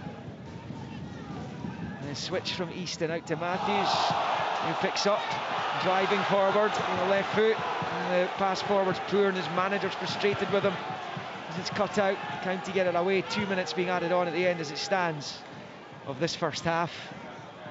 And headed away by Baldwin. There's Danda, right to Harman on this near side. He slices it onto the roof of this main stand here. You hear that in the background. Remains County 1, Raith 0 on the day, and 3-1 to the Premiership side overall. Don Cowie down there chatting with Carl Tremarco, who's part of the setup here, of course, on the Scottish Cup with Cali Thistle, albeit he was sent off in that final 9 years ago. And the ball switched out to that left-hand side for Liam Dick. Here is Scott Brown approaching the attacking third, or Raith. It's now with Easton menacingly coming towards the edge of the county box. He's gone for goal himself, and it flashes by. It's a foot or so wide, but it's well worth the effort when you know the quality that Dylan Easton possesses. It remains, though, 1-0 to County. Again, it's exactly what we're a broken record at the moment, but that's what we want for Raith Rovers. Easton 1v1, taking of one. The County defender having to backtrack in the box, doesn't know what's behind him. Is he going to try a slide rule pass? Is he going to shift it and shoot? I don't know. And that's what he's done there. He's caused a wee bit of anxiousness, whipped it, maybe a foot or so wide. But again, it's more of what Raith Rovers needs. Their play up to the 18-yard box for the first 40 or 35 minutes had been good, but with no impact, as Stephen said. The last 10 minutes, they've started to create chances. They've started to be brave and get the little slide rule passes in, get the 1v1s. You'll feel aggrieved to be behind, that's for sure. Here's Danda. Over onto this near side. Harmon up the line if he wants it. Turns it back infield low to Simon Murray. Then into his own half for Leek. Stoppage time about to be confirmed by David Dickinson, who's the fourth official. Down below us, 2 minutes we were told, indeed 2 minutes it is. And Laidlaw with the long right football forward. White underneath it, heads it towards Simon Murray, cut out by Corr. It's a poor pass there from Dylan Corr. He's fortunate that Scott Brown was able to, whilst going down to ground, he was able to pass it back to Ewan Murray, who's onto it on the left. Long ball down the far side. Byrne goes after it, but it'll be Jack Baldwin's all day long. Long ball forward, high into the air it goes, and then Corr with the clearance out to the far side. County will pick up the loose ball on the far side. James Brown into Laturi. Right to the touchline for Randall. He and Laturi exchange passes. It comes back the way to Nightingale. To Baldwin, then back to Will Nightingale. Just over a minute of the stoppage time left. County trying to see this through to half-time. Simon Murray's gone in on Byrne on the far side. It'll be a free kick to Raith Rovers. We might be able to get the ball played forward quickly here to try and conjure up one last chance in this first half of the second leg. I think Ross County, it's all about game management between now and the half-time whistle. Don't give anything away. You have to learn from what happened the other night. When you're in the game and you're top of the game, manage it well. And Simon Murray's done well. Here is James Brown. Shifts it to the left of the circle to Danda, out to Harmon on this near side. Back to Jan Danda. Danda then moves it to Nightingale. Over on the right, it's Laturi. Field to Danda. And County ending the half in possession. Comfortable possession as well. White back to Laturi. On the right of the centre circle, forward to White. Back out to the right-hand side for Nightingale. And Danda. And he goes all the way back to Laidlaw. And that is about it for the first half. Don Robertson blows the half-time whistle. And it's Ross County, despite a relatively even first half. If anything, Raith Rovers may well have shaded it. But it's County who are the happier side, because they've got the all-important goal scored by Simon Murray. His 22nd of the season. Fabulous ball in from Nightingale. White helped it on its way, and Murray was there to steer it home at the back post. And that is a precious goal for Ross County as they try and retain their Premiership status. Raith Rovers have a heck of a lot of work to do if they're going to end their long wait for a place in Scottish football's top flight. 1997 was the last time they kicked a ball in anger in the top league in this country. They are 2 goals behind, because at half-time in Dingwall it's Ross County 1, Raith Rovers 0, and 3-1 to the Staggies on aggregate. Football from Sports Sound. Brilliant drop of the shoulder! What a goal! From BBC Radio Scotland. There's no substitute. On BBC iClear. And a superb goal! John Robertson Sean Robertson. Unbelievable outside left. That was me. What does it take to become a Scottish football star? John Gregg. The greatest Ranger of all. Good tackle by Miller. We had to be the strength that was going to get us to a successful team. The on and off the pitch stories behind some of the biggest names in the game. McAvenny! You know, they say you don't change until you hit the rock bottom. Well, I was there. Shin Beattie congratulated. I'm getting goosebumps now talking about it. There goes Jordan. Jordan, for me, was a fighter. The new series of Icons of Football. Watch all episodes now on BBC iPlayer. And if you just want to watch them on the good old-fashioned telly, 10:30 tonight, the first of the new series of Icons, Frank McAvenny. Plenty to look forward to. Very, very interesting and amusing and entertaining, I'm sure. So the whole series available on the iPlayer. We're half-time here in Dingwall. It is Raith Rovers trailing by a goal to nil to Ross County, who are now 3-1 up on aggregate. You can watch the highlights tonight, 7:15 on the BBC Scotland channel. Also on the telly, BBC One Scotland this afternoon, 2 o'clock. It's Rangers against Hearts in the Scottish Women's Cup final. Do listen out in the week ahead to the Scottish Football Podcast, Monday to Friday. You can pick that up wherever you get your podcasts. And of course, once we are finished at 3 o'clock this afternoon, it is Stuart and Tam with Off the Ball. The rain continuing to pour down, to tumble down here in Dingwall. It's got heavy in the last few minutes. Got to say, conditions. I know John was saying it's ideal for football. It's not brilliant for watching. It is unseasonably cold here in Dingwall this afternoon. Very, very chilly indeed. But the players have put in a very entertaining 45 minutes, and County, John Robertson, are ever closer to another season in the top flights. Yes, in terms of scoreline, I think Don will be absolutely delighted. You know, they've got the goal, they've got the opening goal, and a wonderful goal it was too, all about the cross. Simon Murray getting there and brilliant ahead of the back post. However, I don't think he'll be delighted with the performance or the control of the game, because if you look at the stats, I think Raith Rovers will have had a lot of possession, probably edged it in possession. Ross County, I cannot remember Kevin Dabrowski having a save to make in the whole match. Obviously they've lost the goal, whereas Laidlaw's had to make 2 easy saves, 1 brilliant save from Lewis Vaughan, and then it took the much maligned, and rightly so, Ryan Leake, an unbelievable block from him to stop Raith Rovers equalising. So yes, Don will be delighted with the fact they're 1-0 up and 3-1 up in aggregate, but he'll be emphasising the players. You can't just sit in, you can't sit back, you can't invite them on, because when Raith Rovers pushed that little bit further and they got a little bit braver in and around the box, they started to show the quality that they have in their team, and they started to create those chances. And as we've said before, you know, nothing changes for Ian Murray in that dressing room. He will be saying the same thing. We still need to win the game, guys. Oh yeah, we're 1-0 down, but we still need to win the game. County now have the classic stick or twist. We're 2 goals ahead. Do we sit and make sure we don't lose any more, but possibly invite Raith Rovers on, or do we go and get that killer next goal? We'll know within the first 15 minutes which way they're going to go. Do you know what, Richard? And it's hard for the Don Cowie can say to his players, push on, get after the game, get another one. But in the back of your mind, you think to yourself, well, let me stick with what we have. We'll take a little step back. We'll try and protect our lead, and then try and convince the players again, no, get forward. And then you're kind of stuck. You get half the team wanting to push forward, half wanting to sit off. So Ian Murray has to try and play on that. He's got to try and force the issue and ask his players to be braver and be more inventive, like they were in the last 10-12 minutes of that first half, when they're playing a little bit closer together, when they're playing shorter passes rather than the long ones, which probably suit the central defenders. Get the ball around their feet, isolate 1v1, move the ball quicker, because the likes of Ryan Leake and Will Nightingale and Jack Baldwin, they don't want to be isolated 1v1 and have small diminutive players jumping about over the ball and trying to move it. They want the longer straight ones where they can go ahead and they can go and tackle. So that's why it's still fascinating at this stage. But the opening 15 minutes of the second half, if it doesn't change for Ian Murray, he's got a decision to make.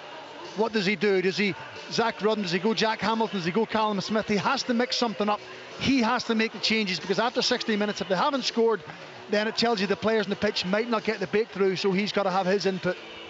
Well, according to the stats, as you boys have been saying, Raith Rovers ahead on virtually all of them. 53% possession, 5 goal attempts to 4, 3 on target to 1 for County. More corners. The goalie, 3 saves for Ross County, none for Raith Rovers, and yet it is Ross County who have got the goal. It's a 22nd of the season for Simon Murray. I think we felt that Mullen, Easton, Stanton, Vaughan, that was maybe a more balanced looking attack for Raith Rovers. And I know they kind of came to life in the last 10 minutes or so, and they did make chances, and there were a couple of decent saves, and there was certainly that really important block by Ryan Leake. But over the piece, Stephen, have they done enough in that sense, despite the fact that they have played better and they passed the ball better? No, they haven't, with regards in an attacking sense and with regards to front four. So if you're Ian Murray, you're challenging your players at half-time. You're asking Josh Mullen, why did I put you in the team? You came on the other night and you made an impact. Did you come on because you were angry and frustrated you hadn't started and you wanted to prove a point to me? Right, well, I put you in the team. What have you done? How many crosses, how many shots, how many link-up passages of play have you had? Very little. Dylan Easton, you've had one run with regards going outside your opponent. You'd have one shot from distance. You've had a little pass inside to Lewis Vaughan. You've had 3 impacts in 45 minutes. If you guys want to be regulars in the team and you want to push on, and you want to step your careers on, you've got to do more than that. You've got to take the ball. You've got to drive at opponents. Sam Stanton, the other night for me as well, done okay without really showing his true potential. I mean, it's funny, Sam Stanton's 28 years of age, 29 years of age. I still think him as a 21 or 22-year-old. Aye, when he first came through at Hibs. Yeah. Because he still looks young. So you guys are the ones that are going to have to be the spark for us. The guys at the back will feed you the ball and will give you the ball. And yes, we can be critical when the ball's forward aren't good enough. However, when it lands in that final third, you have to grab it by the scruff of the neck. Well, that's why you're in the team. I've got players behind me who are desperate to come on and do what you done on Thursday night. So if you don't do it, I'm going to have to roll the dice. I think that's a responsibility of the players on the pitch. But no, to answer your question, I don't think they've been creative enough. See on that point, Richard, the conversation, I would say, I think Stephen's bang on it. You look at the amount of times we mentioned the front four in the first 7 or 8 minutes and the last 7 or 8 minutes.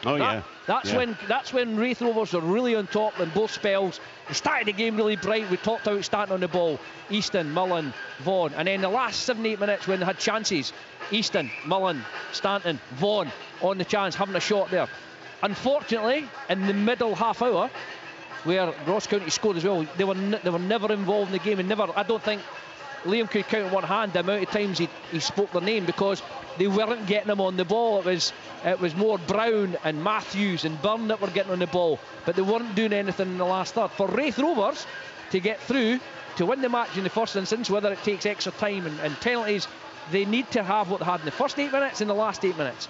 Getting these influential players, being influential where it counts, in that last 20 yards, 25 yards of the pitch. Because as you say, you read the stats out there, you look at the other end, County have probably been in the box 2-3 times, cut the crosses that drifted past, but one unbelievable ball that got the goal.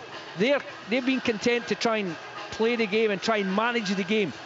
In the next 15 minutes, I think County will come out with a don't lose a goal attitude. So that could be Raith Rovers' big opportunity to say, listen, let's have a real go and let's get at them. Because I said that Ian Murray's talk doesn't really change that much. They still have to win the game. Kerry has an even bigger problem now in respect, because they're not 1 goal ahead, they're 2 goals ahead. And I said to you earlier, Ayr United at Inverness, we were 3-1 up from the first leg. I tried to get my players to do the right things, pass the ball forward, run forward, get forward. The first 20 minutes you couldn't do it because they're thinking we don't want to lose a goal. It's a strange mindset, and it's hard. As you say, I want you to get forward, but I don't want you to give in away. You'd still always rather be 2 up than 2 down. Absolutely. I appreciate exactly what you're saying, but clearly the advantage is there. I've got to say one man for me who's just, and I love watching him. I love his attitude. Scott Brown is just he never say. I mean, I know it's easy to make the comparison just because of the same name, but he kind of does the same job for Raith Rovers as his namesake did for Celtic and Scotland for a decade and more. He's just such an incredible driving force, isn't he? Which, when you think back to Thursday night, he was hardly involved in the game. Yeah. He didn't break the play up. And I'm not saying you're always looking at your captain or your senior statesman in the team, but sometimes the players around him, the younger players, the more inexperienced players who are maybe not used to playing in the bigger environment, are thinking, who's going to step up? Who a person we're going to look to? And I think when you're the senior player, you're the one that has to set the tone. And sometimes it's just by making a tackle or winning a header, a simple pass, whatever it may be, that everyone else kind of rounds off. And I think that's exactly what happened in that. He was much more influential at the start of the game, getting on the ball, getting the ball into forwards, moving the ball to midfield, always showing for the ball. Which then when you transfer that to the front four, we're talking about final point on them, saying to your manager, well, I'm not getting the ball. Well, go looking for the ball. Exactly what Scott Brown's doing. Go looking for the ball. Go and make something happen. Go and make a challenge. Go into an area of the pitch where Ross County don't expect you to be, and get the ball and turn and face them up. But you're right, Scott Brown's been excellent this afternoon. He's the one that's triggered them off.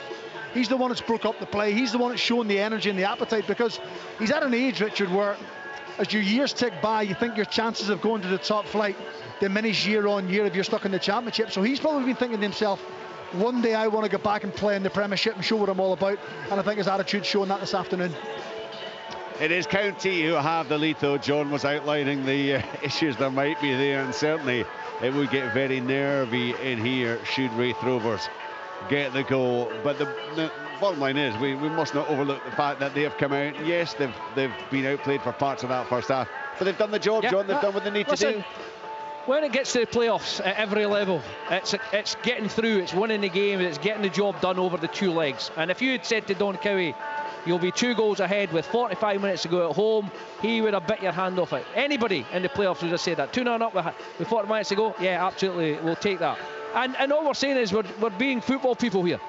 Yes, all the Ross County fans will be happy they're 1-0 up, but I'll guarantee they're still nervous for the next goal. Please, it'll be please get the next goal, and then we can relax a little bit, we can smell the coffee.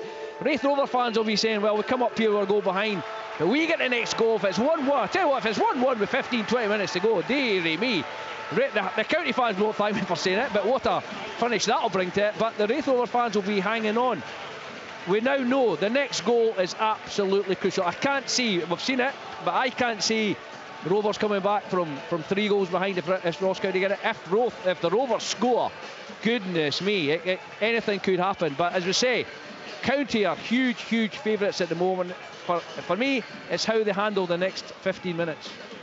That's the Raith Rovers players back out, and you no doubt heard the reaction from the fans. Just to recap, a massive travelling support. And I was looking, I think this must be the biggest crowd I've ever seen inside the stadium. There is literally there's not a seat to be had, John, or there might be one or two over there. I've been at Rangers and Celtic games but you see... It's funny, the only time you really see that section over there, Richard, full is when Celtic, Rangers and Aberdeen tend to fill it as well when they come. The biggest crowd I have seen, and it's strange, it was a slight anomaly. It was a League Cup game here, Celtic, and they actually County sold the East Anton Celtic as well, so that's probably. But I tell you what, for a playoff final, as you said, it's absolutely rammed. There's very little seats to be had, as I said, and that's what the drama brings. That's the drama the playoff bring.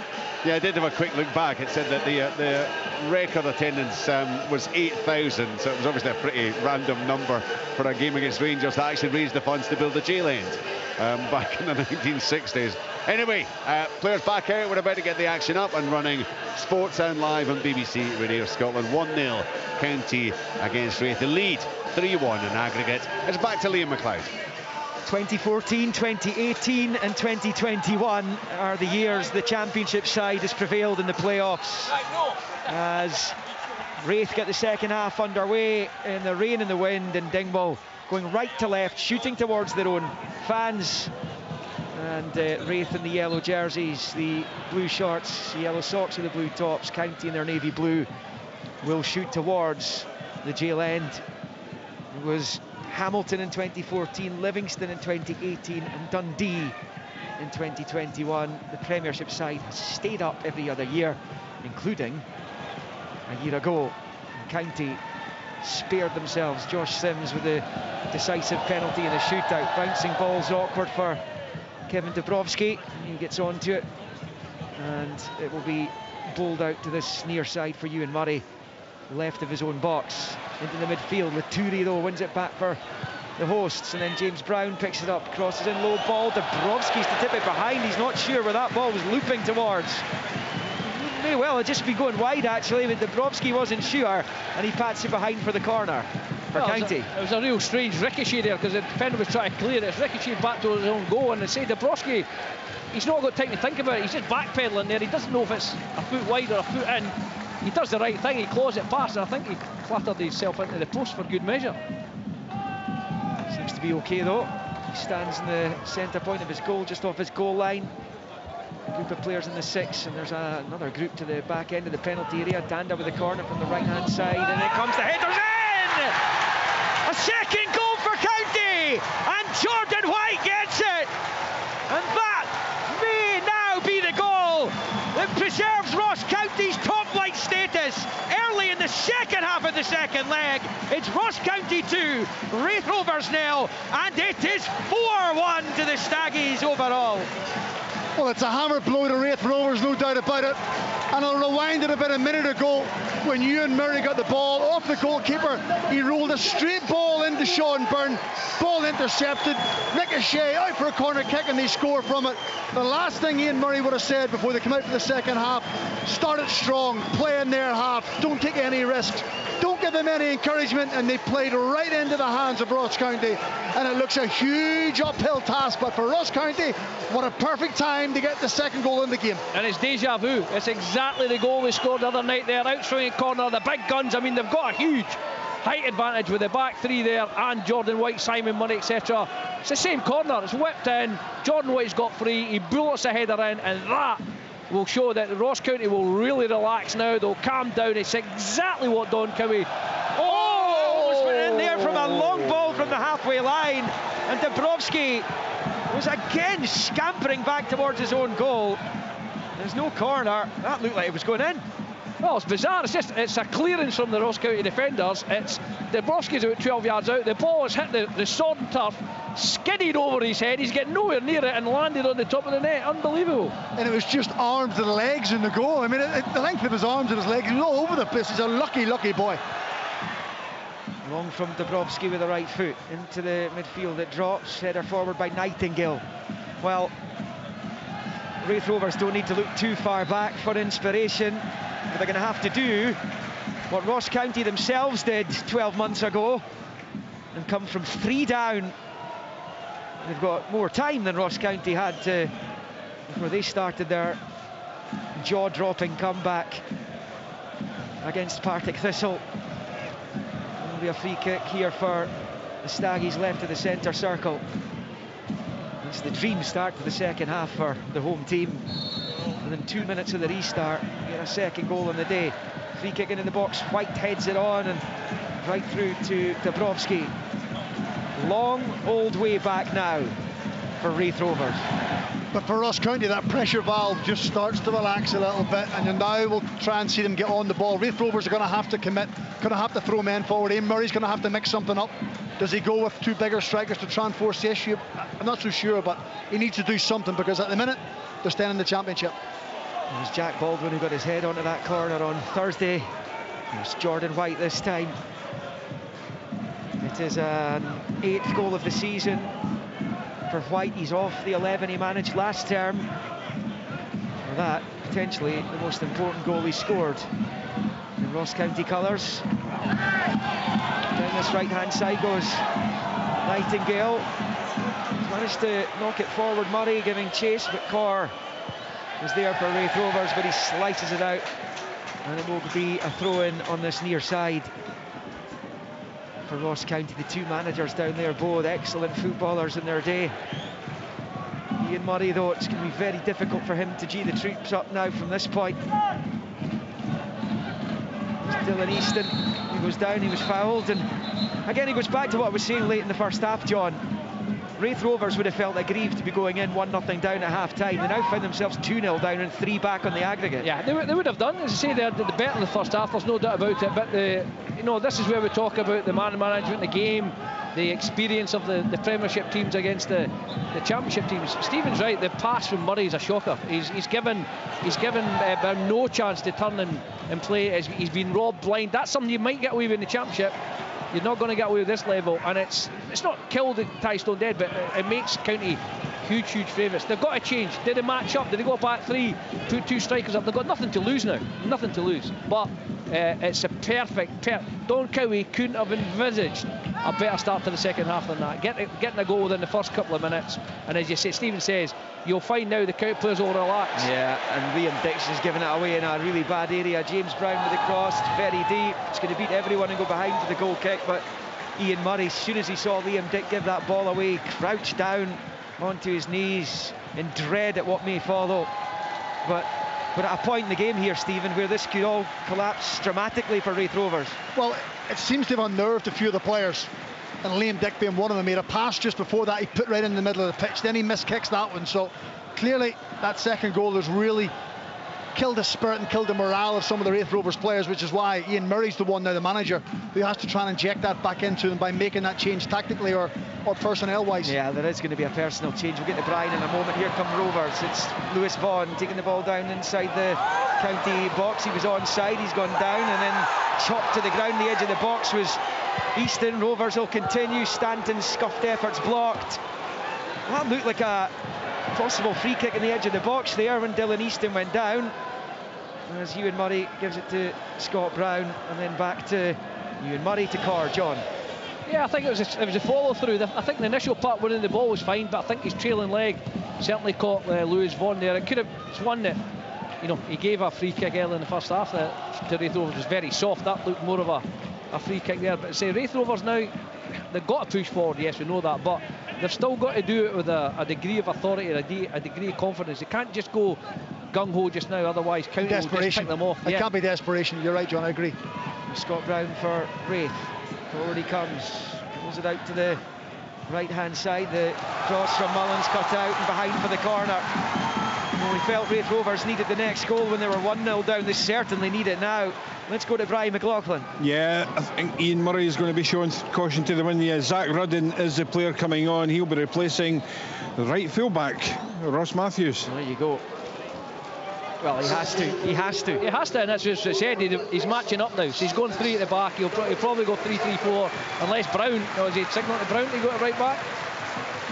We'll find in a minute, but if he goes, you know, it's not a bad thing to go 3 at the back, you'd think, but Brown's going out there, so, you know, it's certainly another striker, that's for sure. He's kept these 2 wingers on, yeah. So it looks like it's more of a 3-3-4 up against County's 5-3-2, and it's the right decision. Mullen will go out to right wing back. Comes the corner out swinger, the header is well wide. There's some appeals from Rovers players there, but they're not getting a corner, they're not getting anything more exciting than that either. And it will remain Ross County 2, Raith Rovers 0. County free kick inside their own box. 4-1 in aggregate. County are almost at home and hosed stage with a 3-goal lead. Another one would absolutely assure them of a place in next season's Premiership. Yeah, I think they have switched to a back 3, but Liam Dick's going to play left centre half, which is a bit of a mismatch against Jordan White, you'd imagine. 2 wing backs are certainly ambitious, Josh Mullen and Dylan Easton, but he had to mix it up, Ian Murray. James Brown for County to Simon Murray, good control and spin right hand side of the box, low ball fizzed in towards White, cut out by Ewan Murray. There's Scott Brown just shifting it to Dick at the edge of his own box, long clearance up towards Rudden. Ewan Murray is pinning his hopes on up there with Vaughan and can't win the header there, and George Harman has it for County. The gamble he's going is he's you know, County's 2 wing backs are full backs, and Harman and Brown, and he's just left his wingers on and saying, right, unlucky guys, we need to go forward, so you're going to have to do the whole shift. But he's gambling on 2 wingers against the 2 full backs, so it's basically a 3-3-4, and he's asking his wingers to track back when they can. Josh Mullen with the throw-in for Raith over on the far side, bowls it across the halfway line, looks back to him, infield to Scott Brown. Byrne almost lost track of the ball there, and then Easton is side to the ground by James Brown, and he reacts by thrusting both boots at James Brown. So Brown's going to be, I think Brown got the yellow card there. I would imagine Easton's going to get one for the reaction as well. It was a heavy challenge. I think Easton's a bit upset. He had a little bit of a set to with Nightingale in the box at the last corner. I don't know if he's still seen the red vest there, but he's right to react to that. It's a shocking tackle, and but he's going to get himself in trouble, because you cannot react like that. But it was a late challenge. There's no doubt about that from Brown. But I think Easton, they said him and Nightingale having a little bit of a pushy match in the box, and Nightingale just had another wee word with him as he came past him there to keep him wound up. It's important that Rovers try and keep the discipline, and it's important there that Easton, you look at his position when he got the ball, Stephen, he was in the wing back position. He needs to be right up the park, stay out as a winger and say, I'm going to keep you back here, because that will suit Brown going the other way. If he wants to play in midfield, Brown will do that all day. I think keep an eye on these two. I was just about to say to you, it's certainly worth keeping an eye. They haven't stopped talking, and James Brown actually caught him a couple of times at the start of the second half and got away with it. No yellow card, but with both of them on a yellow, I'd be surprised if one of them isn't off before the end of the game. I think it has that edge to it. Liam Dick facing his own goal, passes it back to his keeper with Laturi chasing it down. And sliced by Dabrowski. Nobody made more saves in the Championship this season than Kevin Dabrowski. And he's been beaten twice this afternoon. Here come Raith from the far side. It's Mullen up against Harmon, rolls it down the line. Chance to cross potentially here for Lewis Vaughan. He's challenged by Leak, out for a Raith Rovers throw-in. If there's ever a time to get your first clean sheet as a manager for Don Cowie, now is the time to do it. He broke the duck the other night with an away win. I'm sure his message today would have been, let's add to it. Let's go and get the clean sheet ahead of the game. If they got a clean sheet, they were staying in the Premiership, but it would still be nice to do it now as well. He lost one of the last 8 at home. His record here has been excellent, apart from the outlier hammering by Motherwell a couple of Saturdays ago. Here's Dick for Raith Rovers. Now it's Rudden on the turn. He shoots, but it's tame. He's a long way out there, and it's held on to comfortably by Ross Laidlaw, and it remains 2-0 to Ross County. Goals either side of half-time. Simon Murray and Jordan White, the two strikers, which will please the manager as much as it pleases them. And we're 2 minutes shy of the hour mark. There's a ball forward here for Jan Danda into the box. He goes behind for the goal kick to Raith Rovers. The crowd is 5,797, of which 2,234 have made the journey from Kirkcaldy. It's going out of play over on the far side, and it's going to be a Raith Rovers ball. Apologies if you're offended by any of the language that you're hearing, picking up on the microphones around the stadium. And it's going to be a throw-in over there for Josh Mullen and Rovers. Down the line and headed forward there by Leak, and out for another throw to Raith. Well, they've got just over half an hour to play with, Raith Rovers, but you kind of feel they're going to have to score or get one back pretty soon. It feels as if it's a long way off as well, doesn't it? They've made the change, they've tried to re-energise the team, but I think now the mentality of Ross County, they're switched on, they're razor sharp now defensively. They know what they have to do, they don't want to concede. Where Raith Rovers eventually they're going to have to take risks and take gambles. And Simon Murray's found Laturi, little back heel, almost got it to White. That would have been some goal. Dabrowski's there to clear first time with the right foot, and out it goes on this near side for a throw-in to the home team. Yeah, County's back five don't really need to do anything now. The back three ain't going to move, and the two wing backs can just be a little bit more reserved. They can just go forward when they feel it's on, and let the guys in front of them. Let Randall sitting there, no problem at all. Let Laturi and Danda support the front two. Let those guys get on with it and see if they can get another one. Simon Murray on the turn, side foot ball to Danda, left hand side of the box, looking for some space. Gets an overlapping run, chance here for Harmon, across, blocked by Dabrowski at his near post, and then booted to safety by Sean Byrne, and out of play for a throw, and it goes in the end for Raith Rovers over on the far side. Yeah, it does seem as though there is to be another goal. It will be coming for Ross County. You just never know. There's Byrne to Easton on this near side. Infield to Vaughan. Down goes Easton. Body check. Free kick. On this near side, Dylan Easton slapping the turf in frustration. I think he feels he's been targeted by the Ross County players. He had some good moments in the first half. He's on to it again down this near side. Vaughan for company.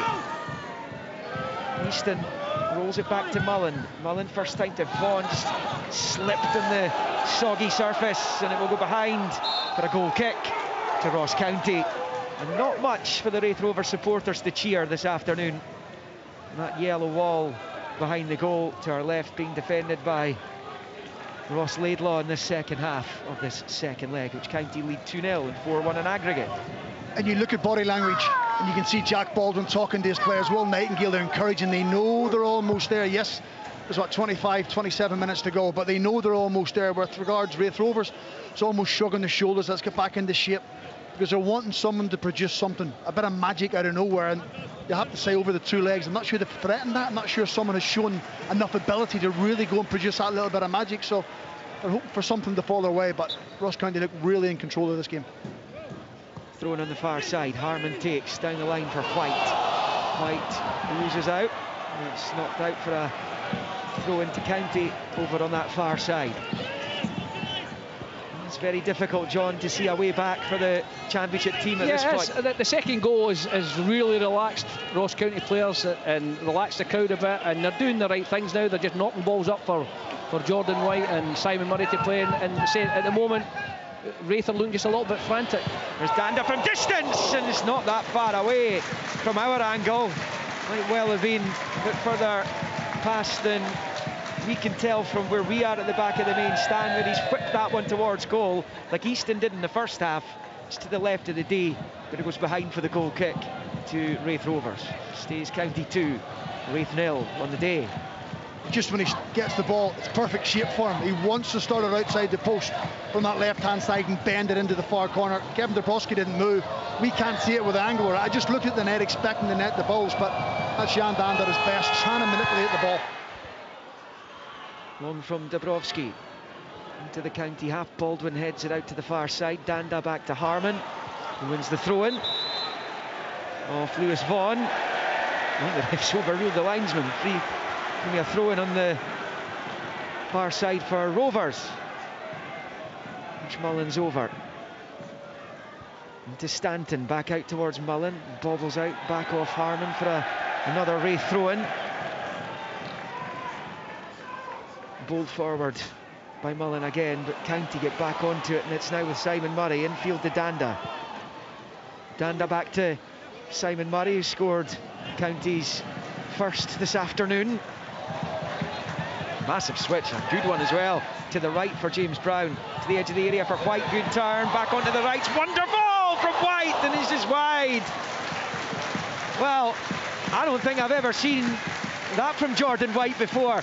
Wonderful little pirouette at the edge of the box, and his shot doesn't look too far away, John Robertson. It's probably County's best move today. They've worked it from back to front to middle. They've got a big switch from Simon Murray, good ball into Jordan White. I know him well, signed up Inverness. He has got that. He's got great feet for a big lad, but that was twinkle toes there, a little pirouette, a little cut inside, great strike as well, and it smacks the outside of the post. You might have heard the change going on in the background, but we'll get Brian to firm it up anyway. Yeah, 64 minutes gone. Josh Mullen is off. The player coming on, he certainly made an impact the other night. It's Callum Smith. 20 minutes into the second half, 25 to go. County with a 3-goal cushion. Leak was caught. County all get the advantage from the referee though. Jordan White in the far side, little back heel. Harmon is recovered sufficiently to get the cross in. Simon Murray with the header, almost came to Laturi. Easton gets it half away. Laturi can't take it down. Easton's onto it now as he runs out of his own box. Up this near side for Vaughan, who wins the throw-in off Nightingale. Pulled forward by Vaughan. Rudden controls, hasn't really been able to get into the game. He wins the throw-in on the near side. Vaughan has it a bit level with the edge of the D of the County box. Back to Easton, infield to Rudden, and then back to Byrne. Forward to Rudden, turns away from Danda. His pass forwards poor to Stanton. He'd a much easier pass available with Scott Brown to his right. Instead it's County on the counter here down the left-hand side with Murray. And Simon Murray rolls it out to Danda on the far side. Danda finds Harmon level with the 6-yard line. It's the break of the ball, rolls it back to Danda at the left angle, bends the cross in, almost found Randall, and nodded away by Dick, and picked up by Easton on this near side. Easton to Stanton. Stanton's goal gave Rovers a lifeline on Thursday night, but they look a beaten side right now, and you can see a lot of them, Vaughan, Easton, they're getting more and more frustrated as County really do dictate proceedings. Well, it's such an open game now because Raith Rovers have made the changes and they have to go and open up. It's probably not the type of game Ian Murray wanted, but it suits Ross County because the likes of Jan Dandy can cheat a little bit. He doesn't have to track back because he knows Raith Rovers have to overcommit, and if County can win the ball and turn it over, get it into Danda, get it into Laturi, get it into Murray, get it into Jordan White, because there's lots of space for them to go and do their work. Easton rolls it back to the edge of his own box. It's Ewan Murray. Big switch of play out to the far side for Scott Brown. Infield to Byrne. Byrne now driving up to the halfway line. Out to Vaughan. Vaughan steps in field. Easton wants it on this near side. Vaughan's still in possession though. And he's challenged well by Nightingale. He just waited too long. Needs to be faster. Scott Brown just stepping away from Simon Murray and finding Stanton. Brown again. Rolls it infield to Stanton. Pokes it forward to Easton. Easton then slides it to Rudden. Chance. Stanton shoots, blocked. Baldwin, and then it ricochets back off Rudden and into the grateful gloves of Ross Laidlaw. And that looked like Sam Stanton was about to breathe some new life into this playoff tie. Well, it stays though 2-0 County on the day and 4-1 in aggregate. I'll tell you what, we've seen two unbelievable blocks. Ryan Leake's block on the 6-yard line in the first half, and that one there from Baldwin's unbelievable. You thought for all that the yellow wall behind the goal were going to at least get a goal back there, because they worked it brilliantly. And Stanton's on his left foot, he's opened his body up, he smashed a shot there, and somehow Baldwin's managed to get in between them, and it's ricocheted harmlessly into the keeper's arms. It's probably their best move of the second half, where they had two influential players. Again, we're talking about close together, close proximity. They can move it well. Ross County couldn't deal with the sharpness and the passing. Unfortunately for Ian Murray and his players, that hasn't happened often enough. 25 games since Ross County kept a clean sheet. They are holding on to one at the moment. Here's Randall at the edge of the Rovers box, and Randall's the latest of a pop from distance, and it flies over. But again, it was one of those, like Easton in the first half, and like the previous one for County in the second half. It's worth the effort. It's worth the effort, but it seems we've called it already. The pressure is off County now. That pressure valve of not wanting to make a mistake, making sure everyone's right, making sure everyone's perfect with the pass, not giving it away. They're playing with a lot more freedom, Ross County. They know they can pop it about. There's space something to go forward. There's space something to run into, and you wouldn't bet against them getting another goal. There's Danda down the left. Another attack coming here. Rolls it forward towards White, but Dylan Corr's there. White slides in and out for a throw-in to Raith Rovers down by the corner flag over on that far side. I have to say, he's done well, young Dylan Corr. I know his dad, I don't know him that well, or I speak to him all the time, but at 19 years of age, to step out of the Celtic Academy and come into men's football, senior football, how do you cope with it? And I think up against Simon Murray and against Jordan White over these two legs, he's actually done okay. So I think these games will stand him in good stead for the next stage of his career. Yeah, he's only 18, isn't he, Dylan Corr?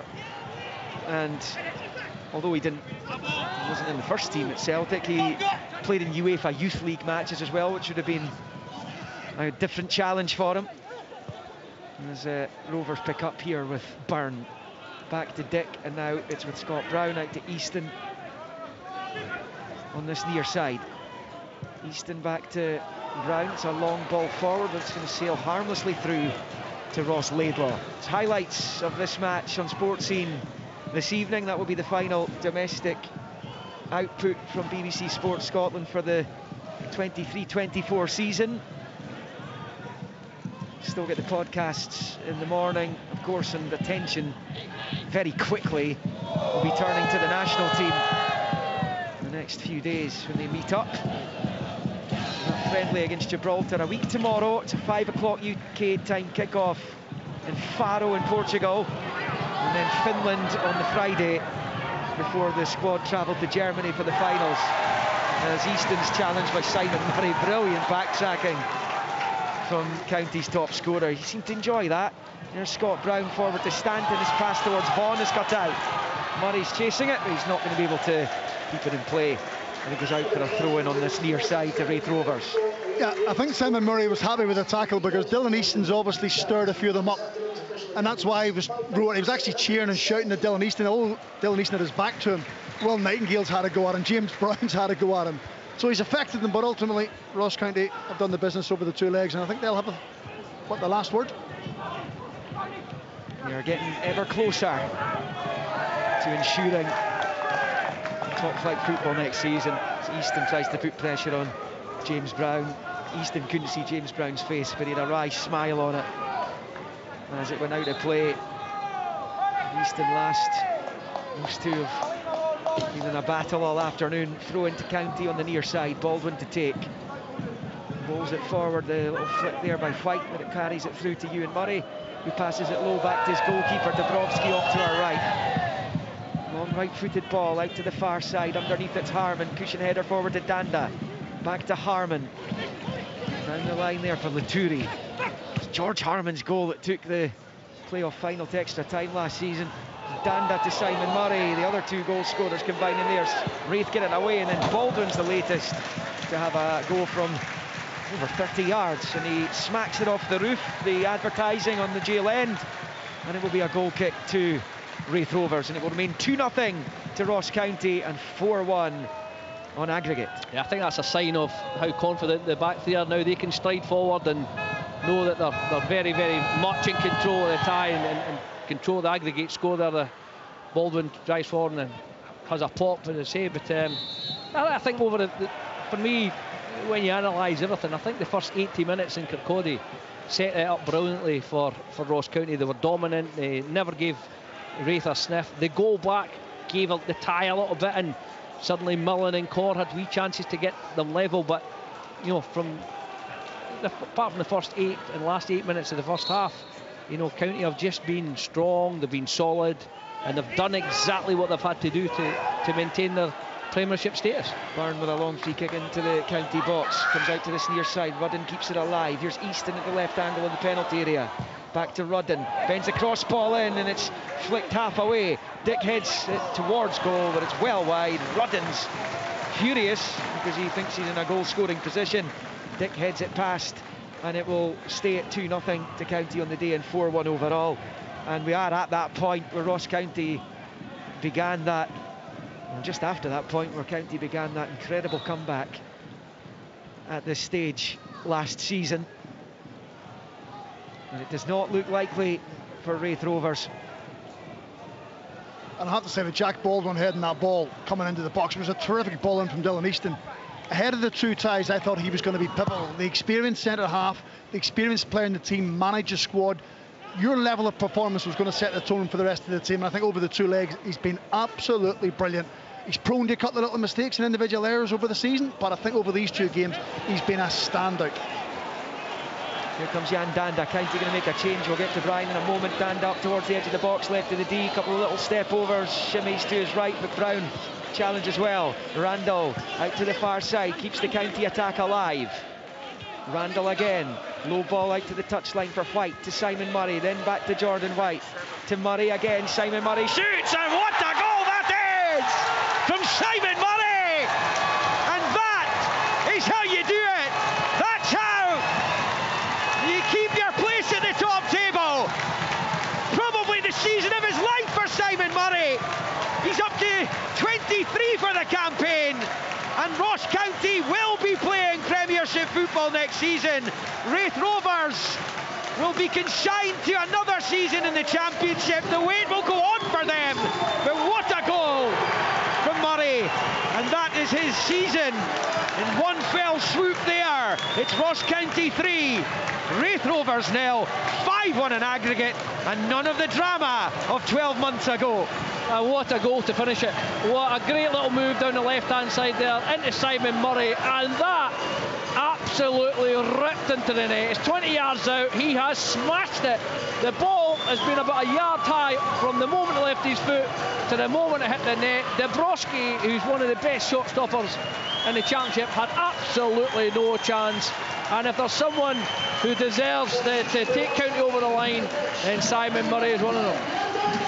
Ryan McLaughlin can bring us news of a County change and a standing ovation for the man coming off. Absolutely, Liam, yeah. Jan Danda is the player coming off. He scored the opener, of course, from the penalty spot on Thursday night. He's taking the applause of the home fans. His next port of call next season will be Tynecastle. Replacing him for the last 14 minutes of regulation time will be Brandon Kayla, and a couple of substitutes as well coming for Raith Rovers.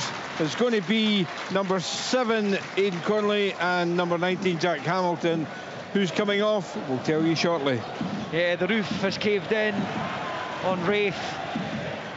It'll be a tough one to take. It's been an excellent season. They pushed Dundee United all the way through till probably the last couple of match days. And the Rovers fans have made some good memories this campaign. And they want to kick on next season. It's going to be a really keenly contested championship next term. There's no real obvious winner of the league next season. Rovers will hope that they are involved in the title race. The problem is in the Championship, you can go from title challengers one season to relegation candidates the next, and obviously seen what's befallen Cally Thistle over the last week or two. So there will be a big season to come for Ian Murray as that double change is made. Hamilton and Connolly coming on for Byrne and Vaughan. Sean Byrne, interesting to see what his next career move is. He's surplus to requirements at Dundee. He's on loan at Starks Park. He and Lewis Vaughan come off, and Vaughan couldn't really impact this playoff at any point. No, he couldn't, and Ian Murray played him out wide left. He's played him as a centre forward. He played as a second striker in the second half of the game, but just couldn't get it together. Oh, here's Jack Hamilton in, and he's rolled it to Connolly, whose efforts blocked by Laidlaw, who holds on. County now desperate for that clean sheet because they've been incapable of keeping them over the course of the last few months. As they come forward again, that's fizzed from the left out to the right, and it's James Brown chasing it, keeps it in down by the corner flag, gets the cross in to the edge of the area. Simon Murray, who's on a hat-trick, rolls it back to Laturi, and now it's Nightingale, 12 to play at the 90. Nightingale forward to White, it's back to Nightingale now with Laturi to James Brown on the near side. White helps it on its way to Laturi. They're finishing the season with some style and panache here are the Staggies. Jordan White down the right of the box. There's a foul on Dick, and that will be a free kick to Raith Rovers. Some really good football by County. There was a little bit of a wobble in the first half when Rovers were taking the game to them, and that great save from Ross Laidlaw to deny Lewis Vaughan. But by and large, this has been a thoroughly professional performance over the two legs, and you just look at it and they've clearly learned from last season. Well, I think over the two legs have been too good. It's as simple as that. Many people thought them coming into it, well, Raith Rovers are playing well, they're thriving, they're vibrant, Ross County won't fancy it, but they really did, and I think they set the tone in the tie over the first 5 or 10 minutes of the first leg, where they were really aggressive. They really showed aggression and showed their intention. That's what they showed. But football-wise, I think they've played some really good stuff. Yes, there's times they've had to defend and come off the game and keep their shape.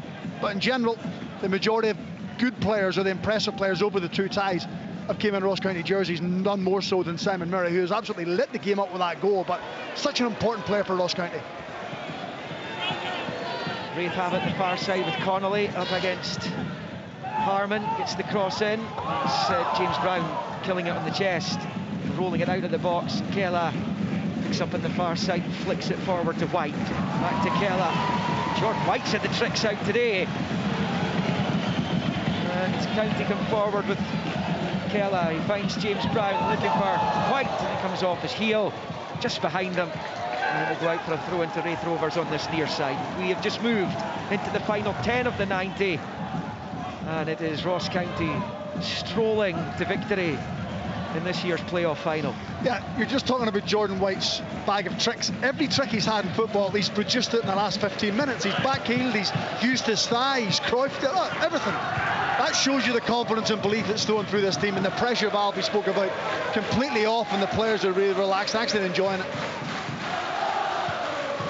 Liam Dick for Raith Rovers to the right-hand side for Corr. Steps across halfway. Long ball looking for Hamilton. Baldwin's misjudged it. Hamilton shoots, and it's another brilliant save by Laidlaw. Here's a chance. Jack Hamilton looks to the grey heavens there, and Laidlaw's pulled off his second terrific save, because it looked as though for all the money Hamilton was scoring as Easton comes down the left. His cross comes in, and Baldwin heads it away. Laturi can't control. It's Easton again, sits down the defender, and Laidlaw with another great save. And there's another shot in the rebound from Connolly, which is blocked and behind for the corner. Outstanding from the big goalkeeper, because the last couple of games of the league season he was getting criticised. Listen, he's produced 2 unbelievable saves there in a minute, and this probably sums up the whole tie, is that Raith have been capable of creating chances and scoring goals, but it's been sporadic. It's been sporadic spells in the game. To beat a Premiership team over 2 legs, you need to be in the game for long spells, and they've not really done that. They've showed the last 10 minutes of the first leg, excellent. The first 8-10 minutes before half-time, excellent. The last 5-6 minutes, because the pressure's off them, they'll start to have a wee bit of a go here. But they've had an unbelievable season in the Championship. They've done really well. The crowd are really, they're still full of praise for them. They still love them to death. And it's a shame when it gets to this stage when you know the last 10 minutes you're just trying hard. And County are desperate, as you say. They don't want to give up this clean sheet. That's all County are playing for now, is Don Kilby saying, come on guys, let's just finish off, get the clean sheet. Raith are throwing bodies forward, they're trying their best. But for me, this tie, although we said it was still, everybody was in it, the first 80 minutes in Kirkcaldy was unbelievable from County. Really dominant, strong, pressing, aggressive, as Stephen said. And what they've done today is they've scored goals at the right time. The goals have come, 20 odd minutes in, 2 minutes in the second half, and then with 20 minutes to go, bang, bang, bang. There's just been no way back for Rovers.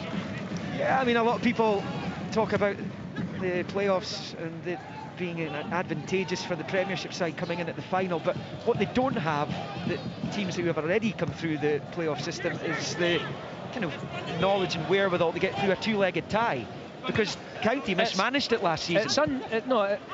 See if you finish second in the Championship, it's pretty straightforward, because you're sitting waiting, and when you play your 2 semi-finals, the Premiership team's still playing.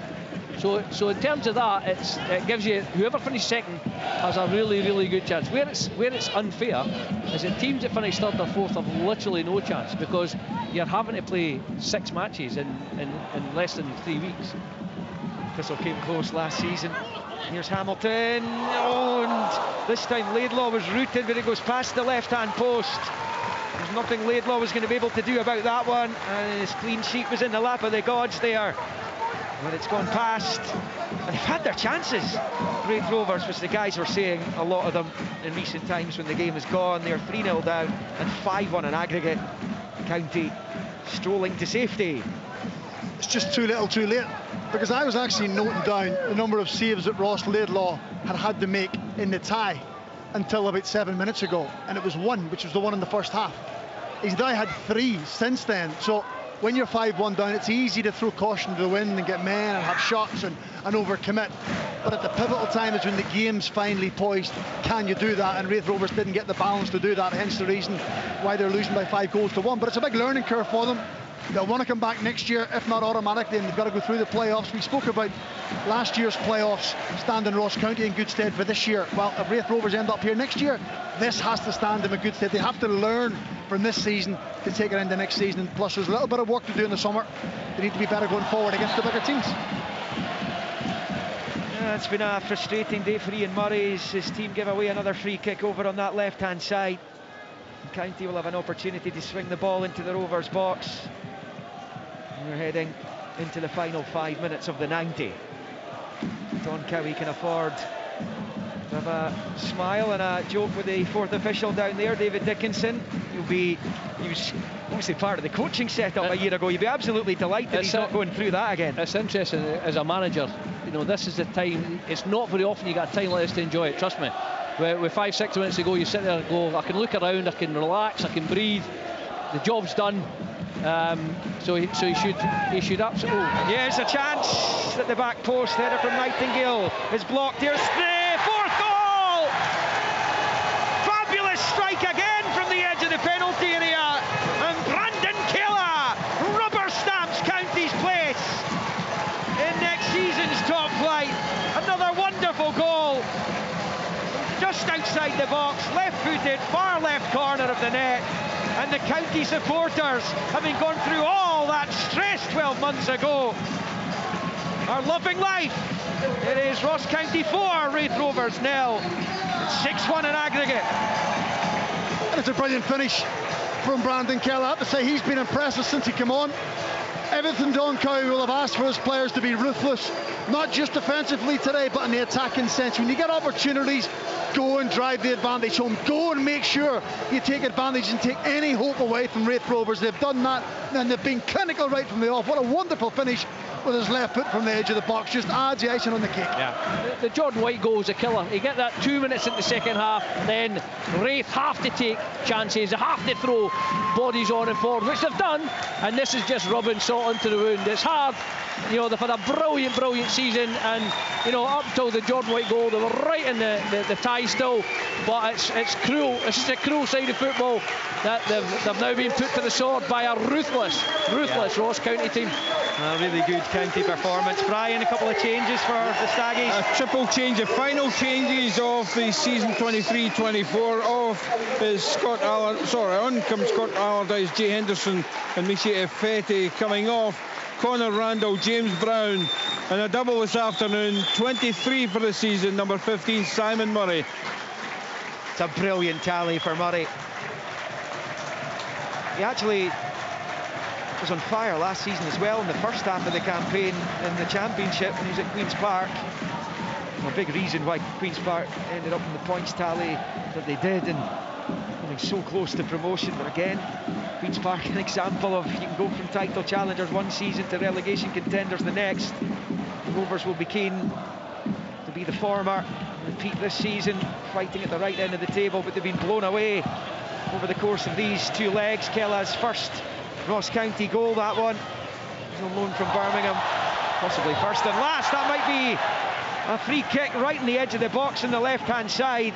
Isn't too far away from being inside the area. The Raith Rovers box as County attack again, looking for a fifth.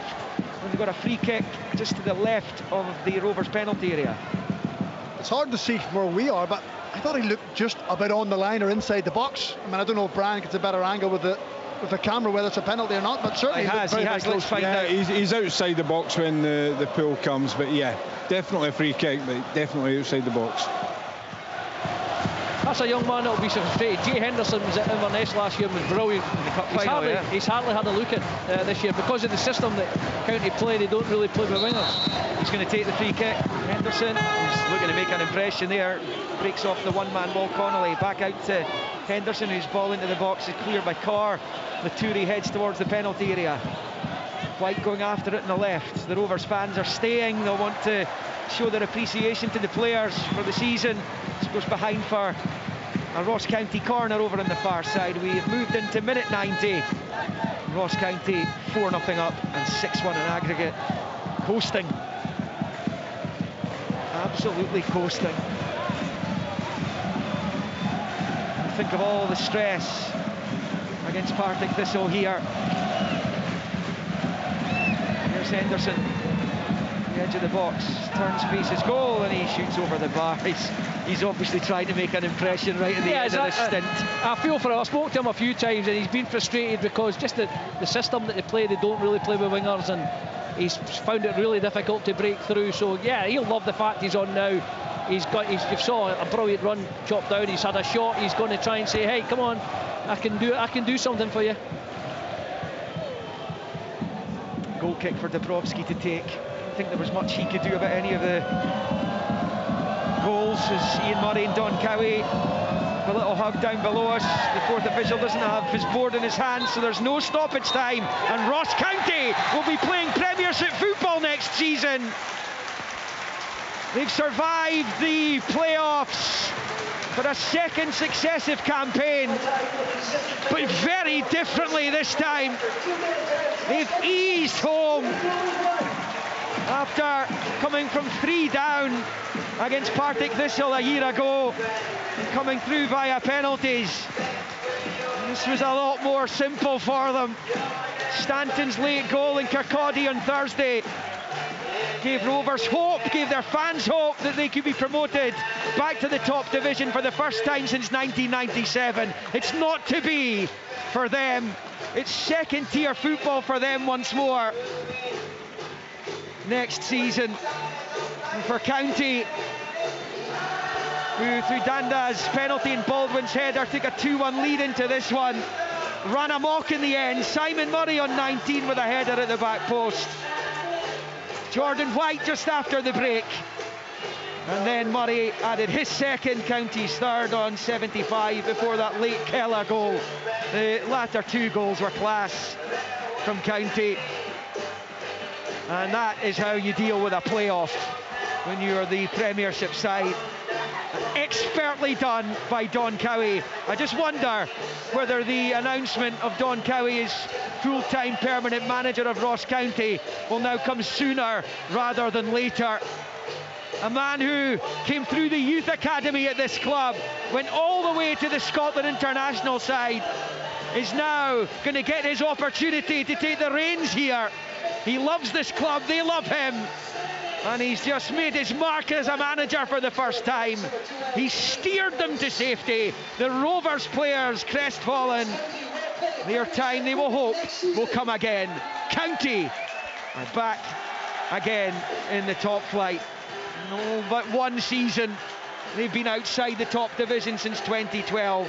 The run will continue. It finished here in Dingwall on the day. Ross County 4, Raith Rovers 0, and 6-1 in aggregate.